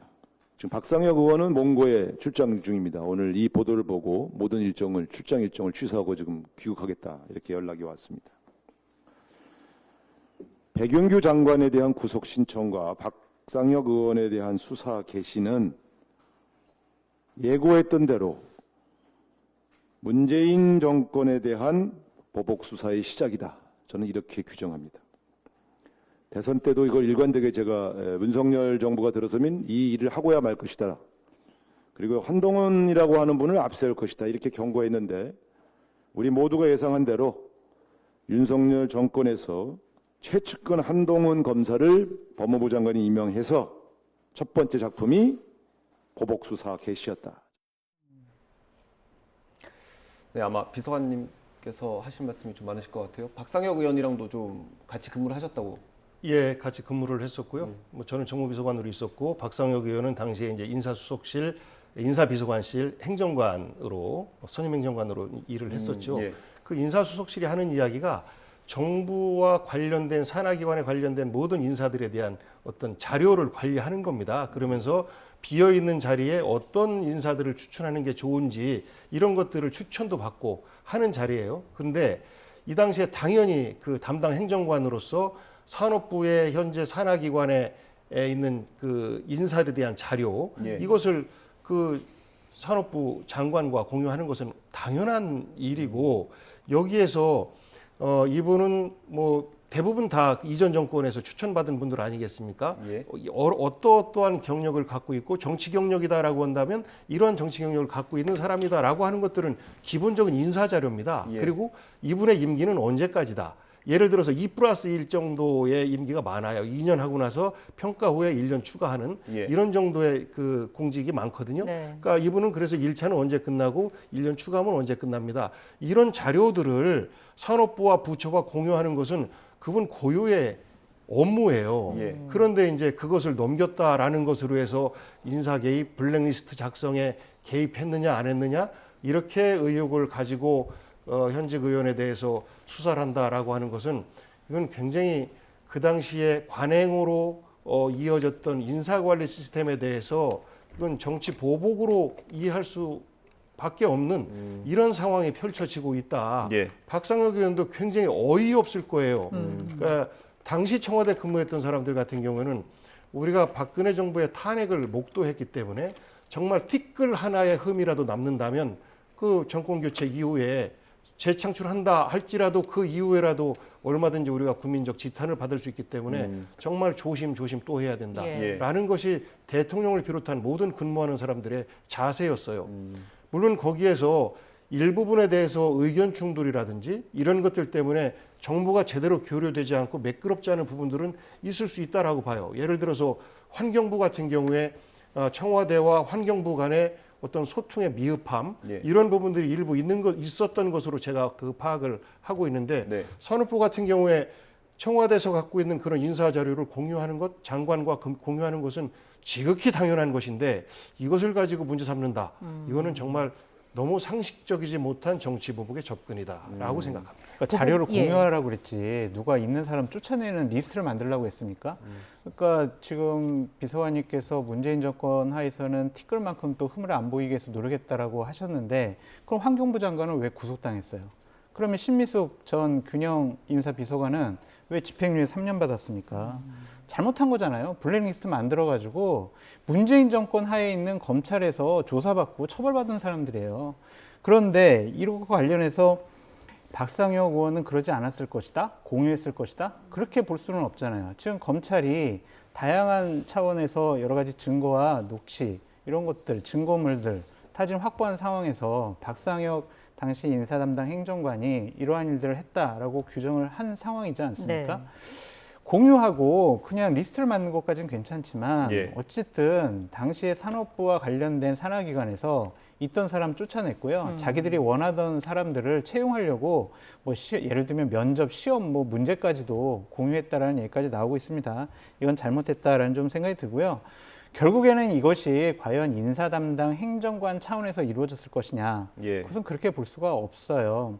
결국에는 청와대는요, 뭐 더 잘하시겠지만 공직 관련된 여러 인사를 할 때 비서실장이 인사추천위원회 위원장이 됩니다. 그래서 당시 임종석 비서실장까지 이 문제는 확대돼서 수사될 수밖에 없다라는 좀 생각이 들고 제발 문재인 정권에 계셨던 분들 이러지 않았으면 좋겠어요. 우리는 박근혜 정권과는 달라.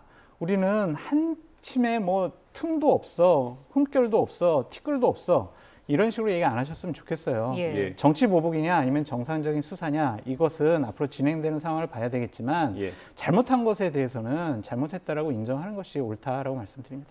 다음 주제 잘못한 것으로 이미 단정하고 규정 짓는 말씀을 그러니까 환경부 블랙리스트 같은 경우는 이미 확정 판결이 났잖아요. 법적인 판결이 나왔습니다. 그러하기 때문에 거기에 대해서는 그 판결을 존중하는 것이 맞습니다. 그런데 지금은 현재 수사 중이잖아요. 그리고 그 백운규 장관에 대해서는 한번 구속영장을 청구했던 것이 안 됐어요. 이번에 이제 오늘 결과를 또 봐야 됩니다만 여기에서 청와대에서 어떤 역할을 했는지에 대해서 아직 밝혀진 부분이 없고 이것이 정말 부당하게 누구를 잘라라라고 명령을 내렸다라고 하면 그건 부당한 개입인 것이죠. 그런데 그렇지 않고 자료 정도 공유하고 예를 들어서 산업부 장관은 우리가 과거와는 다른 에너지 정책을 펼쳐나가야 되는데 이런 에너지 정책을 펼쳐나가는 데 있어서 중요한 역할을 하는 기관장이 이거와 함께 호흡을 맞출 수 있는지에 대한 의견을 묻고 확인하는 과정은 저는 당연하다라고 봐요. 이런 것들이 사람을 갈아치기 한 과정이다. 그러하기 때문에 임기가 끝나기 전에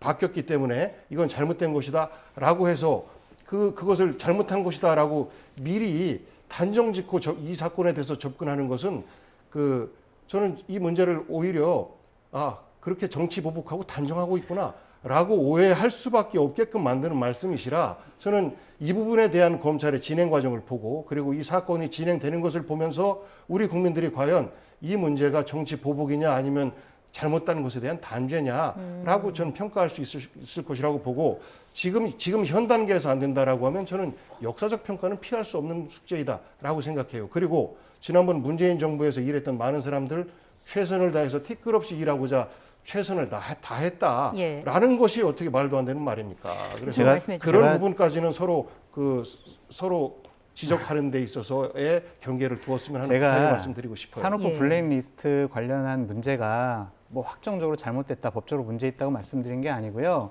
환경부 블랙리스트 사건과 해서 말씀드린 거예요. 당시 환경부 장관이 징역 2년 받았고요. 청와대 신미수 인사비서관이 징역 1년에 집행유예 3년 받았어요. 그런 확정 판결 받은 것에 대해서 복귀한 비서관님이 뭐라고 하셨냐면요. 소통의 미흡함이라고 하셨단 말이에요. 확정 판결 난 게 어떻게 소통의 미흡합니까? 법적으로 잘못된 일을 행한 것이지. 그래서 그 부분에 대한 제가 반박으로 말씀드렸던 거지 산업부 블랙리스트가 아직 조사 단계인데 무조건 잘못했다라고 말씀드린 건 아니다라고 해명합니다. 네, 알겠습니다. 백운규 전 장관 오늘 밤쯤에 아마 구속 여부가 결정이 날 텐데 이후에 수사 방향까지 좀 지켜봐야겠습니다. 자, 그런가 하면 윤석열 대통령이 임명하는 첫 대법관 후보자 21명의 명단이 공개가 됐습니다. 인사검증은 이제 인사정보관리단이 맡게 되는 건가요? 그렇죠. 이제 한동훈 법무부 장관 산하에 있는 인사정보관리단이 하게 되는 건데 네. 솔직히 이게 처음 있는 일이라서 이게 어떻게 판단해야 될지 솔직히 잘 모르겠어요. 그러니까 대법관, 다른 그 사법과 관련된 여러 가지 뭐 대법관, 재판관 이런 분들도 다 법무부 산하에서 검사들이 인사검증하고 거기서 또 추천하게 되잖아요. 또한 더 대통령실에 있는 인사기획비서관이라든지 이런 분들이 다 확정을 짓고 임명을 하게 되는데 이것이 과연 올바른 시스템인가? 솔직히 잘 모르겠어요. 그러니까 틀리다라고 말씀드릴 수는 없지만 이 제도가 과연 어떻게 앞으로 제일 잘 정착될 것인지 저도 궁금한 마음으로 좀 지켜보고 싶습니다. 저희가 시간이 거의 다 됐는데 비서관님 하실 말씀 있으실 것 같아서. 잘못된 겁니다.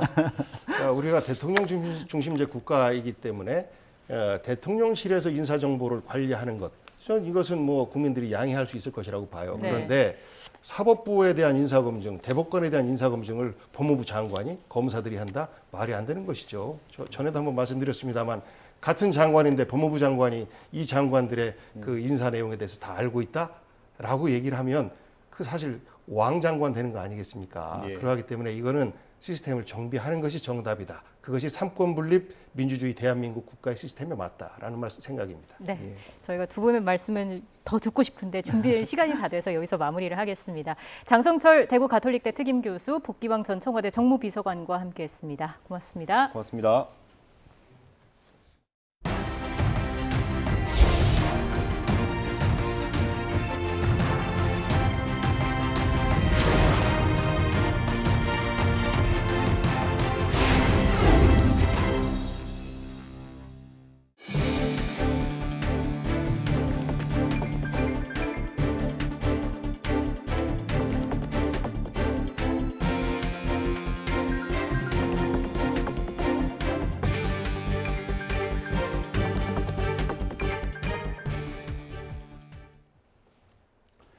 미국의 연방공개시장위원회 FOMC가 우리 시각으로 내일 새벽 기준금리 인상을 발표합니다. 한 번에 0.75%포인트 높이는 이른바 자이언트 스텝을 밟을지 여부가 최대 관심사입니다.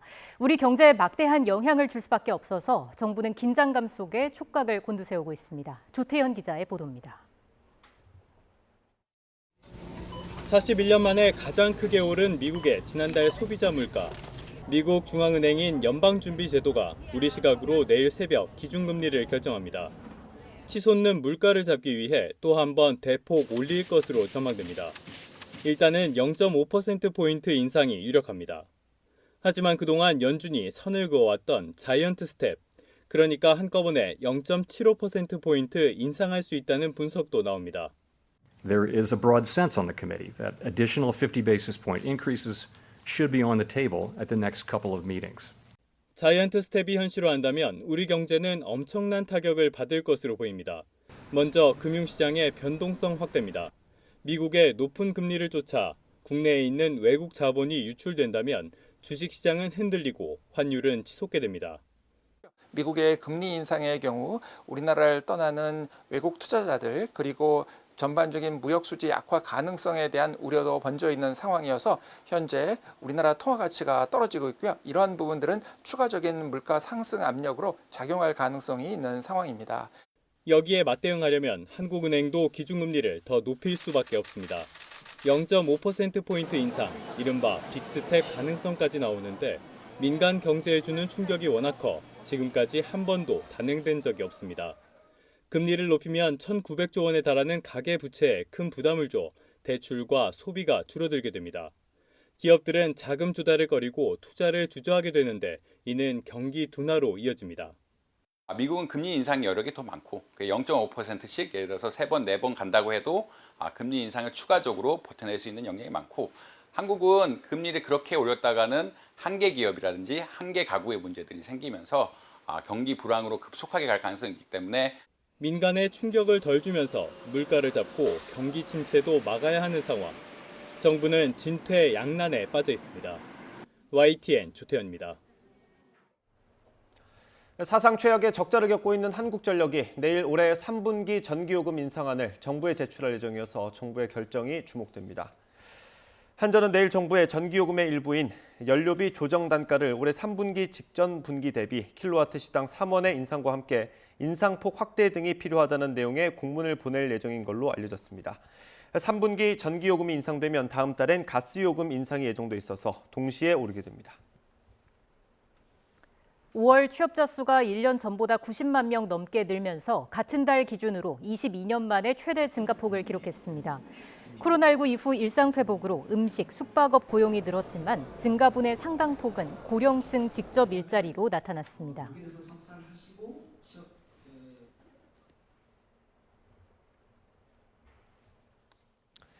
네, 코로나19 신규 환자가 엿새째 10,000명 아래를 기록했습니다. 오늘 0시 기준 확진자는 모두 9,435명으로 전날보다 300여 명이 줄었습니다. 위중증 환자는 5명이 줄어든 93명으로 나흘째 두 자릿수입니다. 하루 사이 숨진 환자는 9명으로 누적 24,399명으로 나타났습니다. 오늘 0시 기준 전국 중환자병상 가동률은 전날과 같은 8.1%를 기록했습니다. 수도권 중환자병상 가동률이 6.4%, 상대적으로 병상이 적은 비수도권은 13.4%로 집계됐습니다. 재택치료 환자는 48,180명으로 전날보다 3,000명 가까이 줄었습니다.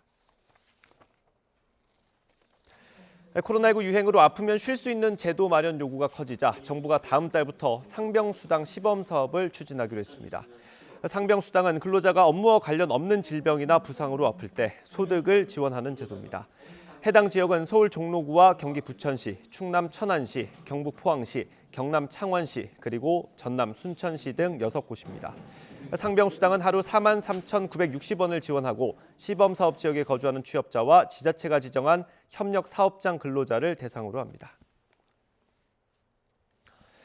세계보건기구 WHO가 오는 23일 원숭이 두창의 국제적 공중보건 비상사태 선포를 검토하기 위한 긴급회의를 소집했습니다. 국제적 공중보건 비상사태는 코로나19처럼 질병과 관련해 최고 수준의 경보 단계입니다. 강성욱 기자의 보도입니다. WHO는 원숭이 두창의 발병과 확산이 이례적이고 우려스러운 일이라고 진단했습니다. 이에 따라 이 사태가 국제적 공중보건 비상사태에 해당하는지를 평가하기 위한 전문가 긴급회의를 오는 23일 소집하기로 했다고 밝혔습니다. 테워드로스 거브러예소스 WHO 사무총장은 이번 회의를 토대로 비상사태 선포를 결정하게 될 것으로 보입니다. 국제적 공중보건 비상사태는 현재 코로나19와 소아마비가 적용 대상입니다. 코로나19의 경우 2020년 1월 말 비상사태가 발령돼 지금까지 유지되고 있습니다.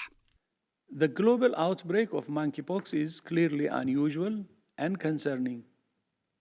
It's for that reason that I have decided to convene the emergency committee under the international health regulations next week. WHO는 바이러스 확산을 막기 위해 접촉자 추적과 감염자 격리 등의 조치를 권고하면서도 대규모 예방 백신 접종은 아직 이르다는 입장을 밝혔습니다. 원숭이 두창에 대한 예방 효과가 있는 것으로 알려진 천연두 백신은 임상 데이터가 부족하고 공급도 충분하지 않다고 지적했습니다. WHO는 원숭이 두창이 지금까지 전 세계 39개 국가에서 1,600여 건의 확진 사례가 보고됐고 의심 사례는 1,500여 건으로 파악됐다고 밝혔습니다. 또한 가능한 빨리 원숭이 두창의 새로운 명칭을 발표하기로 했습니다. 원숭이 두창은 1958년 원숭이로부터 바이러스가 처음 발견되면서 붙여진 이름이지만 바이러스의 기원이 여전히 불확실하기 때문에 명칭 변경이 필요하다는 의견이 제기되어 왔습니다. YTN 강성욱입니다. 박진 외교장관은 북한이 핵실험을 감행할 경우 강력한 제재를 담은 유엔 안보리 신규 제재를 미국 측과 추진하기로 했다고 경고했습니다. 또 한미 당국은 북한 문제가 최우선 정책 과제임을 공감했다고 밝혔습니다. 워싱턴 강태욱 특파원의 보도입니다. 새 정부 들어 첫 한미 외교장관 회담을 마친 박진 장관은 북한이 핵실험을 감행한다면 강력한 제재를 담은 유엔 안보리 신규 결의를 미국과 함께 추진하기로 했다고 밝혔습니다. 또 이와는 별도로 한국과 미국 등 동맹이 참여하는 독자 제재도 추진될 것으로 보입니다. 이를 위해 한미는 북한 편을 드는 중국과 러시아를 설득하는 작업에 공을 들이고 있는 것으로 전해졌습니다. 특히 한미는 중국의 적극적인 역할을 촉구해 왔습니다. 특히 저는 블링컨 장관에게 북핵 문제 해결에 있어 중국의 건설적 역할이 중요하며 중국과 함께 전략적으로 소통해 나가야 한다는 점을 강조하였습니다. 박 장관은 또 한미가 북한 문제가 최우선 정책 과제이며 확장 억제의 중요성을 공감했다고 설명했습니다. 이 때문에 확장 억제 전략 협의체를 조기에 재가동하기로 합의했다는 겁니다. 저와 블링컨 장관은 북한의 도발이 지속되는 가운데 확장 억제의 중요성에 공감했습니다. 한미 정상회담 후속 조치의 일환으로 고위급 확장 억제 전략 협의체를 조기에 재가동하기로 합의했습니다. 미국 당국자도 북한의 도발에 대응한 한미 간 공조를 다시 확인했습니다.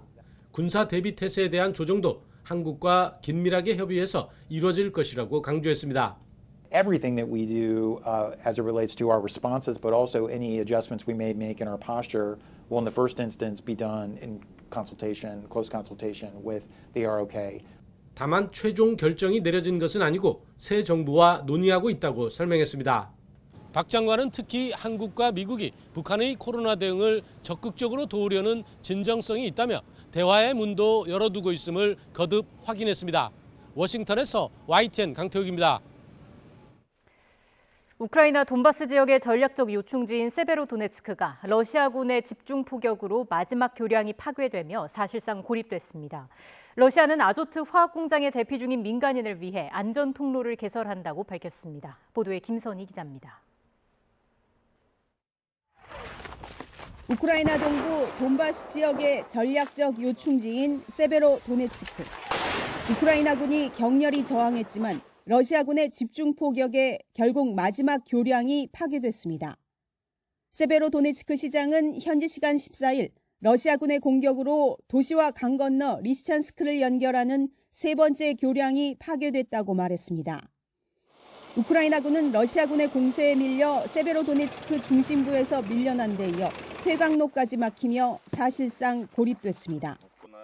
특히 이곳 아조트 화학 공장에는 민간인 500여 명이 대피해 있습니다.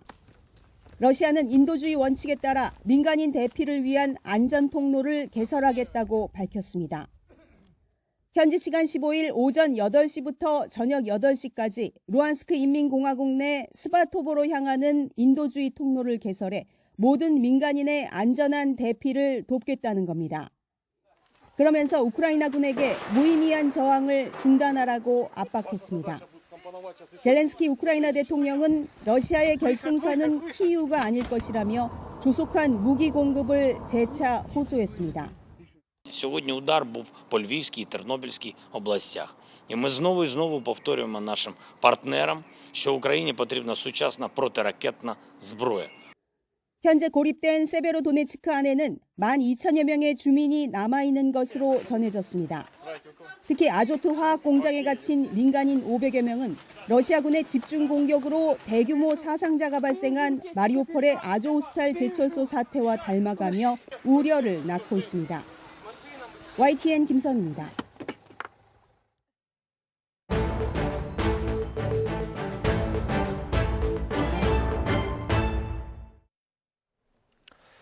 그룹 방탄소년단 BTS가 데뷔 9년 만에 개별 활동으로 활동 2막을 선언했습니다. 멤버들은 방향성을 잃었고 개인적 성장의 시간이 없었다며 단체 활동에 대한 고충을 토로했습니다. 단체 음악 활동 잠정 중단 선언으로 해석되고 있습니다. 취재기자 연결해서 자세히 알아보겠습니다. 최하영 기자. 네, 문화생활과학부입니다. 네, 지금 BTS는 세계 정상인데 갑작스러운 결정인 것 같습니다. 이유가 있습니까? 네, 제가 설명하기보다는 BTS의 이야기를 직접 들어보는 게 더 정확할 것 같은데요. BTS는 어젯밤 유튜브 채널을 통해 술잔을 기울이며 속내를 터놓는 모습을 공개했습니다. 이 단체 활동 중단에 대한 각자의 고민을 털어놨는데 들어보시죠. 버터랑 퍼미션 댄스 이런 거 하면서는 저는 이제 우리가 어떤 팀인지 잘 모르겠더라고요. K-팝이라는 것도 그렇고 이 어쨌든 아이돌이라는 시스템 자체가 사람을 숙성하게 놔두지 않는 것 같아요. 지금 방향성을 잃었고 사실 지금 멈춰서 뭔가 내가 생각을 해서 다시 좀 돌아오고 싶은데 내가 이런 걸 얘기하면 되게 무례한 것 같고. 지금에 와서야 저희가 어떠한 가수로 각자의 어떠한 가수로 팬분들한테 남고 싶냐는 생각을 이제 하게 돼서 지금 좀 힘든 시간을 겪고 있는 것 같아요. 이제 정체성을 이제서야 더 찾아가려고 하는 시기인 것 같고 그래서 좀 지치는 게 있고 시간이 좀 걸리는 게 아닌가. 네, 개인의 성장에 방점을 두겠다 이런 설명인 것 같은데 그럼 앞으로 활동은 어떻게 됩니까? 네, 7명 개개인의 활동을 더 많이 볼 수 있을 것 같습니다. 이 소속사 하이브는 솔로 앨범 발매 등을 통해 이 팀과 개별 활동을 병행하는 새로운 챕터를 시작하게 된다고 밝혔는데요. 음반 발매 등 단체 음악 활동은 당분간 멈추지만 달려라 방탄 같은 웹 콘텐츠 등의 활동은 함께 계속하겠다는 뜻으로 풀이됩니다. 또 개별 활동은 차례로 공개되고 첫 주자는 제이홉이 될 것이라고 덧붙였는데요. 멤버들은 어제 유튜브에서 이미 각자가 앨범을 준비하고 있고 BTS라는 그룹이 아니라 개개인의 음악을 보여주고 싶다고 밝혔습니다. 아울러 이번 활동 중단이 그룹 해체는 아니라는 점도 강조했습니다. 네, 이번 결정을 내리는데 병역 문제도 영향을 미쳤을 가능성이 있습니까? 네, 1992년생인 BTS의 맏형 진은 올해 말까지 입대가 연기된 상태로 내년에는 군대에 가야 합니다. 이에 대중문화예술인의 대체복무를 허용하는 법 개정안이 국회에 발의돼 있지만 공회전 중인데요. 이런 불확실한 상황에서 1년 전에 계획해야 하는 해외 투어 콘서트 등 이 단체 활동 계획을 잡기도 어려웠을 것으로 추정됩니다. 그래서 솔로 형식으로 이 복무 시기가 다가오지 않은 멤버들의 음악 활동을 유지하는 방식으로 일부 멤버가 빠진 형태로는 단체 음악 활동을 하지 않겠다는 취지로도 읽힙니다. 네, 팬들의 아쉬움이 정말 클 것 같습니다. 반응은 어떻습니까? 네, BTS의 결단에 전 세계 아미들은 서운한 마음을 표하면서도 멤버들의 앞날을 응원했습니다. BTS의 유튜브 영상에는 영어와 중국어, 스페인어 등 각 나라의 언어로 댓글이 달렸는데요. 이런 순간이 올 줄 알았지만 그게 오늘일 줄은 몰랐다. 눈물이 난다. 여전히 믿을 수 없다는 반응부터 다시 하나 되는 날을 기다리겠다. 멤버들이 행복했으면 좋겠다는 메시지도 있었습니다. BTS의 단체 음악 활동 중단은 지난 9년의 활동을 총정리한 새 앨범을 발매한 지 닷새 만입니다. 지금까지 문화생활과학부에서 전해드렸습니다. 4대강 사업으로 만들어진 낙동강 상류의 상주보에서 최근 4급수 생물인 실지렁이와 깔따구 유충이 발견돼 수질 오염에 대한 우려가 나오고 있습니다. 정확한 오염 정도를 파악하기 위해 직접 강물을 떠서 성분 분석을 의뢰했는데요. 낙동강 상류의 수질 실태 그리고 계속 논란이 일고 있는 보의 유지와 해체 문제까지 따져봤습니다. 김자양 PD의 보도입니다.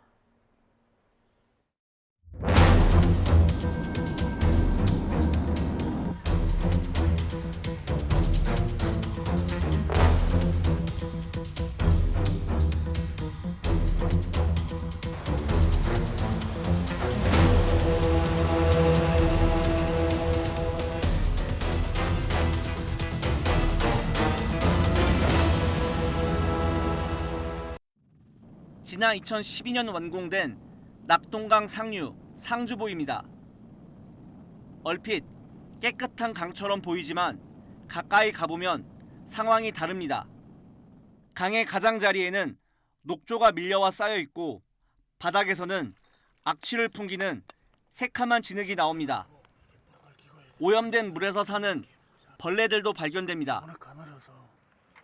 강바닥을 살펴보기 위해 직접 물로 들어가 봤습니다. 이렇게 직접 흙을 퍼보면 4급수 이하에서 사는 실지렁이와 깔따구 유충 등이 눈으로도 확인됩니다. 낙동강 상류에서 4급수 지표정이 처음 발견된 건 지난 4월. 환경단체는 물길을 막는 보가 원인이라고 지목합니다. 과거에는 여기가 1급수 지역이었습니다. 그런데 지금은 4급수로 전락을 했다. 상주보의 정확한 오염 수치는 어떨까? 유리병 2개의 강물을 담아 꾸준하게 4대강 수질을 모니터하고 있는 부경대학교 이승준 교수 연구팀에 성분 분석을 의뢰했습니다. 가장 심각한 건 질소 함유량, 녹조를 유발하는 대표적인 성분인데 두 병에서 각각 리터당 1.972와 2.021mg이 나와 환경부 기준으로 매우 나쁨을 훌쩍 넘었습니다. 이는 리터당 0.072와 0.067mg으로 약간 나쁨 수준, 또 물의 오염 정도를 나타내는 화학적 산소 요구량 COD도 각각 리터당 6.2, 6.8mg으로 약간 나쁨에 해당하는 수치가 나왔습니다. 매우 나쁨은 물고기가 아예 살 수 없는 물, 또 약간 나쁨은 농업용수 또는 고도의 정수 처리 뒤 공업용수로 사용이 가능한 물로 생활용수 사용은 어렵습니다. 전날 비가 온 것을 고려해도 지금 현재 하천의 물 상태가 매우 오염됐다는 걸 볼 수 있고요. 또 차후 녹조 발생이나 여러 가지 환경 오염이 우려되는 상황입니다. 낙동강의 상류 지역까지 오염이 확인된 상황에서 당장 문제는 수상 레저 활동입니다. 이 정도의 수질에선 단순 접촉만으로도 피부병의 원인이 될 수 있다고 일부 전문가들은 경고하고 있습니다. 녹조가 에어로졸 형태로 몸에 흡수될 수도 있고, 그리고 만약에 수상 활동하다가 물에 빠질 수 있잖아요. 그러면은 피부를 통해서도 그 독성 물질이 인체에 흡수된다는 연구 결과들이 많습니다. 상주시는 2016년부터 수상 레저를 운영해 왔지만 지금까지 특별한 문제가 없었다고 해명합니다. 사람들이 이거 들어와서 속임에서 꺾고 어떤 무토가 났다든지 이런 증상도 있는 것도 아니고. 4대강 정비 사업으로 상주보가 만들어진 지도 어느덧 10년. 4대강 보 건설부터 이어진 환경단체와 지역 주민들의 갈등도 여전히 현재 진행형입니다. 환경단체는 수질 정화와 환경 보존을 위해 보의 개방과 해체를 주장하지만 식수도 안전하지 못하고 그물로 농사를 지었더니 농작물도 안전하지 못한, 어떻게 보면 재앙적인 상황입니다. 지역 주민들은 농업용수 확보 등 현실적인 이유로 반대하고 있습니다. 보가 없을 때는 가뭄만 되면 물 푼다고 양수기를 몇 대씩 떼고 이래 했거든요. 그런데 지금은 지하수가 물 수위가 높이 차 있기 때문에 간정의 물도 흔하게 나오고. 환경부는 4대강 유역의 보호 해체는 지역사회와 이해 관계자들의 논의를 거쳐서 결정된다고 밝혔습니다. 특히 낙동강의 경우 4대강 찬성 여론이 높아 보 해체나 개방이 어렵다고 설명했습니다. YTN 김재항입니다. 현재 중부와 전북 지방을 중심으로 산발적인 비가 내리고 있습니다. 비가 내리면서 한낮에도 선선함이 감돌고 있는데요. 현재 서울 기온은 17.7도로 어제 같은 시각보다 무려 10도나 낮습니다. 갑자기 선선해진 날씨에 감기 걸리기 쉬우니까요. 오늘 외출하실 때는 우산뿐만 아니라 얇은 외투도 챙겨 나오시는 게 좋겠습니다. 현재 비가 내리고 있는 중부지방과는 달리 남부지방은 흐리기만 한 곳이 많습니다. 나로 우주센터가 위치한 전남 보흥도 오늘 구름만 많은 날씨가 이어지겠고요. 바람도 초속 2에서 6m 정도로 어제보다 약하게 불겠습니다. 누리호 2차 발사가 이루어지는 내일은 오늘보다 하늘이 더 맑아지겠고 바람도 강하지 않을 전망입니다. 내일 새벽까지 전국에 예상되는 비의 양은 5에서 40mm가 되겠고요. 낮 동안 제주도에는 기습적인 소나기가 쏟아질 수 있겠습니다. 오늘 비와 소나기가 내리는 동안에는 벼락과 돌풍을 동반하거나 일부 지역에서는 우박이 떨어지는 곳도 있겠습니다. 시설물 관리와 안전사고에도 유의하시기 바랍니다. 오늘 낮 기온은 서울이 23도로 수도권은 어제보다 3에서 4도가량 낮겠고요. 그 밖의 지역은 대전과 광주 25도로 어제보다는 높겠지만 여전히 예년 기온을 밑돌겠습니다. 내일은 강원과 충북, 경북 지역에 소나기 소식이 있고요. 기온은 점차 오름세를 보이면서 주말부터는 다시 30도 안팎의 낮더위가 찾아올 전망입니다. 오늘 동해안에는 다소 강한 바람이 불겠고 너울성 파도도 높게 일겠습니다. 해안가 안전사고에 각별히 유의해 주시기 바랍니다. 지금까지 서울사감독에서 YTN 윤수빈입니다. 네, 저희가 준비한 소식은 여기까지입니다. 잠시 뒤 더 뉴스가 방송됩니다. 시청해 주신 여러분 고맙습니다.